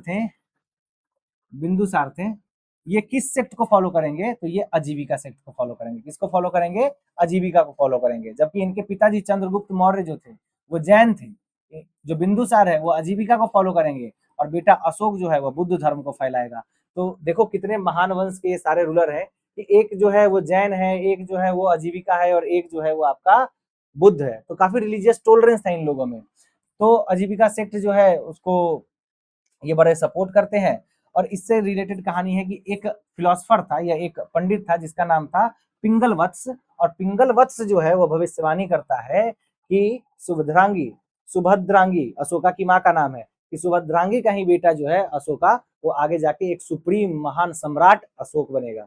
तो ये सब क्वेश्चन आ सकता है कि कौन वो फॉर्च्यून टेलर था, तो उसका नाम था पिंगल वत्स, और वो क्या कहता है कि अशोका अशोका द ग्रेट बनेगा। और यहाँ पे आज हम अपने लेक्चर को खत्म करेंगे, क्योंकि नहीं तो ऐसे बहुत लंबा लेक्चर होएगा, ये इसको 2 पार्ट में बना दूंगा। तो इसमें हमने देखा कि मौर्य का राइज, मौर्य के राइज से पहले कुछ कंसेप्ट थे जिसको समझना था। क्या क्या समझा हमने, एक बार रिकैप कर लो। कौटिल्य का अर्थशास्त्र, उससे हमें क्या पता चलता है। मेगास्थनीज का इंडिका, उससे क्या पता चलता है। फिर जो इंपॉर्टेंट किताब है, पूछ देगा इंपॉर्टेंट किताब, जो मुद्रा राक्षस है वो कौन लिखा, विशाखादत्त। क्या बताया उसमें कि जो चंद्रगुप्त मौर्य थे वो क्या थे, वृषल थे। उसके बाद ये लिटरेरी सोर्स हमने देखा, दीपवंसा, महाजवंसा, अशोक वादन, दिव्य वादन। उसके बाद हमने देखा मेगास्थनीज का इंडिका, कौटिल्य का अर्थशास्त्र हो गया। फिर हमने सारे एडिक्ट्स को डिस्कस किया। देखो इस पूरे क्लास का सबसे हाई वोल्टेज टॉपिक वही एडिक्ट्स था।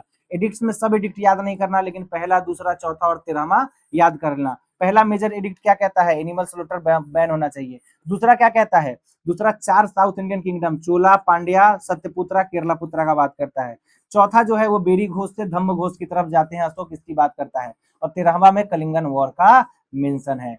तो मेजर रॉक एडिक्ट में कितने एडिक्ट थे, 14। बार बार कह रहा हूं, इसको स्टार मार्क करके रख लिख लो कि मेजर रॉक एडिक्ट में 14 नियम थे। हर जगह 14 नियम लिखा हुआ था, पर कलिंगा में वो 14 नियम नहीं था। वहां पे कुछ नियम काट लिए गए, ओमिट कर दिए गए। उसके बदले में वहां 2 कलिंगा के अलग अलग एडिक्ट यानी नियम लिखे गए। उसके बाद मेजर रॉक एडिक्ट के बाद मैंने आपको मेजर पिलर एडिक्ट बताया। उसमें मैंने टोपारा, दिल्ली मेरठ और कौशाम्बी इलाहाबाद बताया। इंपॉर्टेंट क्यों है ये तीनों, क्योंकि 2 को फरीद तुगलक जो है वो ले गए थे टोपारा से दिल्ली और मेरठ से दिल्ली, और एक को कौशाम्बी से इलाहाबाद शिफ्ट किया था किसने, अकबर ने। उसमें भी इलाहाबाद फोर्ट इंपॉर्टेंट है, क्योंकि उसमें हमें प्रयाग प्रशस्ति भी जो समुद्रगुप्त का था वो आगे हम भी आगे पढ़ेंगे, वो मिलता है। ठीक है। फिर हमने देखा चंद्रगुप्त मौर्य के राइज के बारे में। हमने चंद्रगुप्त मौर्य किस क्लान से थे, तो वो मौर्य क्लान से थे। ये बुद्धिस्ट और जैन टेक्स्ट बताता है, और हिस्टोरियन इसमें मानते हैं कि वो मौर्य क्लान से थे। और जो पुराण है, जो ब्राह्मणिकल टेक्स्ट है, वो उनको मोरा नाम की शूद्र जो औरत थी उसका बेटा बताता है। और उसके बाद वो सेल्यूकस निकेटर से लड़ते हैं, है ना। ट्रीटी ऑफ इंदस 305 बीसी में होता है। उनकी शादी हेलेना से होती है। और उसके बाद बिंदुसार आते हैं। बिंदुसार का और नाम क्या है, अमित्र घाटा है। और उसके बाद हमने देखा कि वो कैसे आजीविका सेक्ट की तरफ इंक्लाइन कर जाते हैं। और लास्ट में आप देखोगे एक प्रोफेसी होती है कि अशोक सम्राट बनेंगे। और इसके बाद की कहानी हम कल के लेक्चर में देखेंगे। Thank you, thanks for watching this video. अगर आपको वीडियो पसंद आया हो, if you are liking this video, अगर आपने यहाँ तक देख लिया है, तो कृपया लाइक कर दे, कमेंट कर दे और बताएं कि मैं और क्या इंप्रूव कर सकता हूँ और किस टाइप से आपको पढ़ा सकता हूँ। धन्यवाद।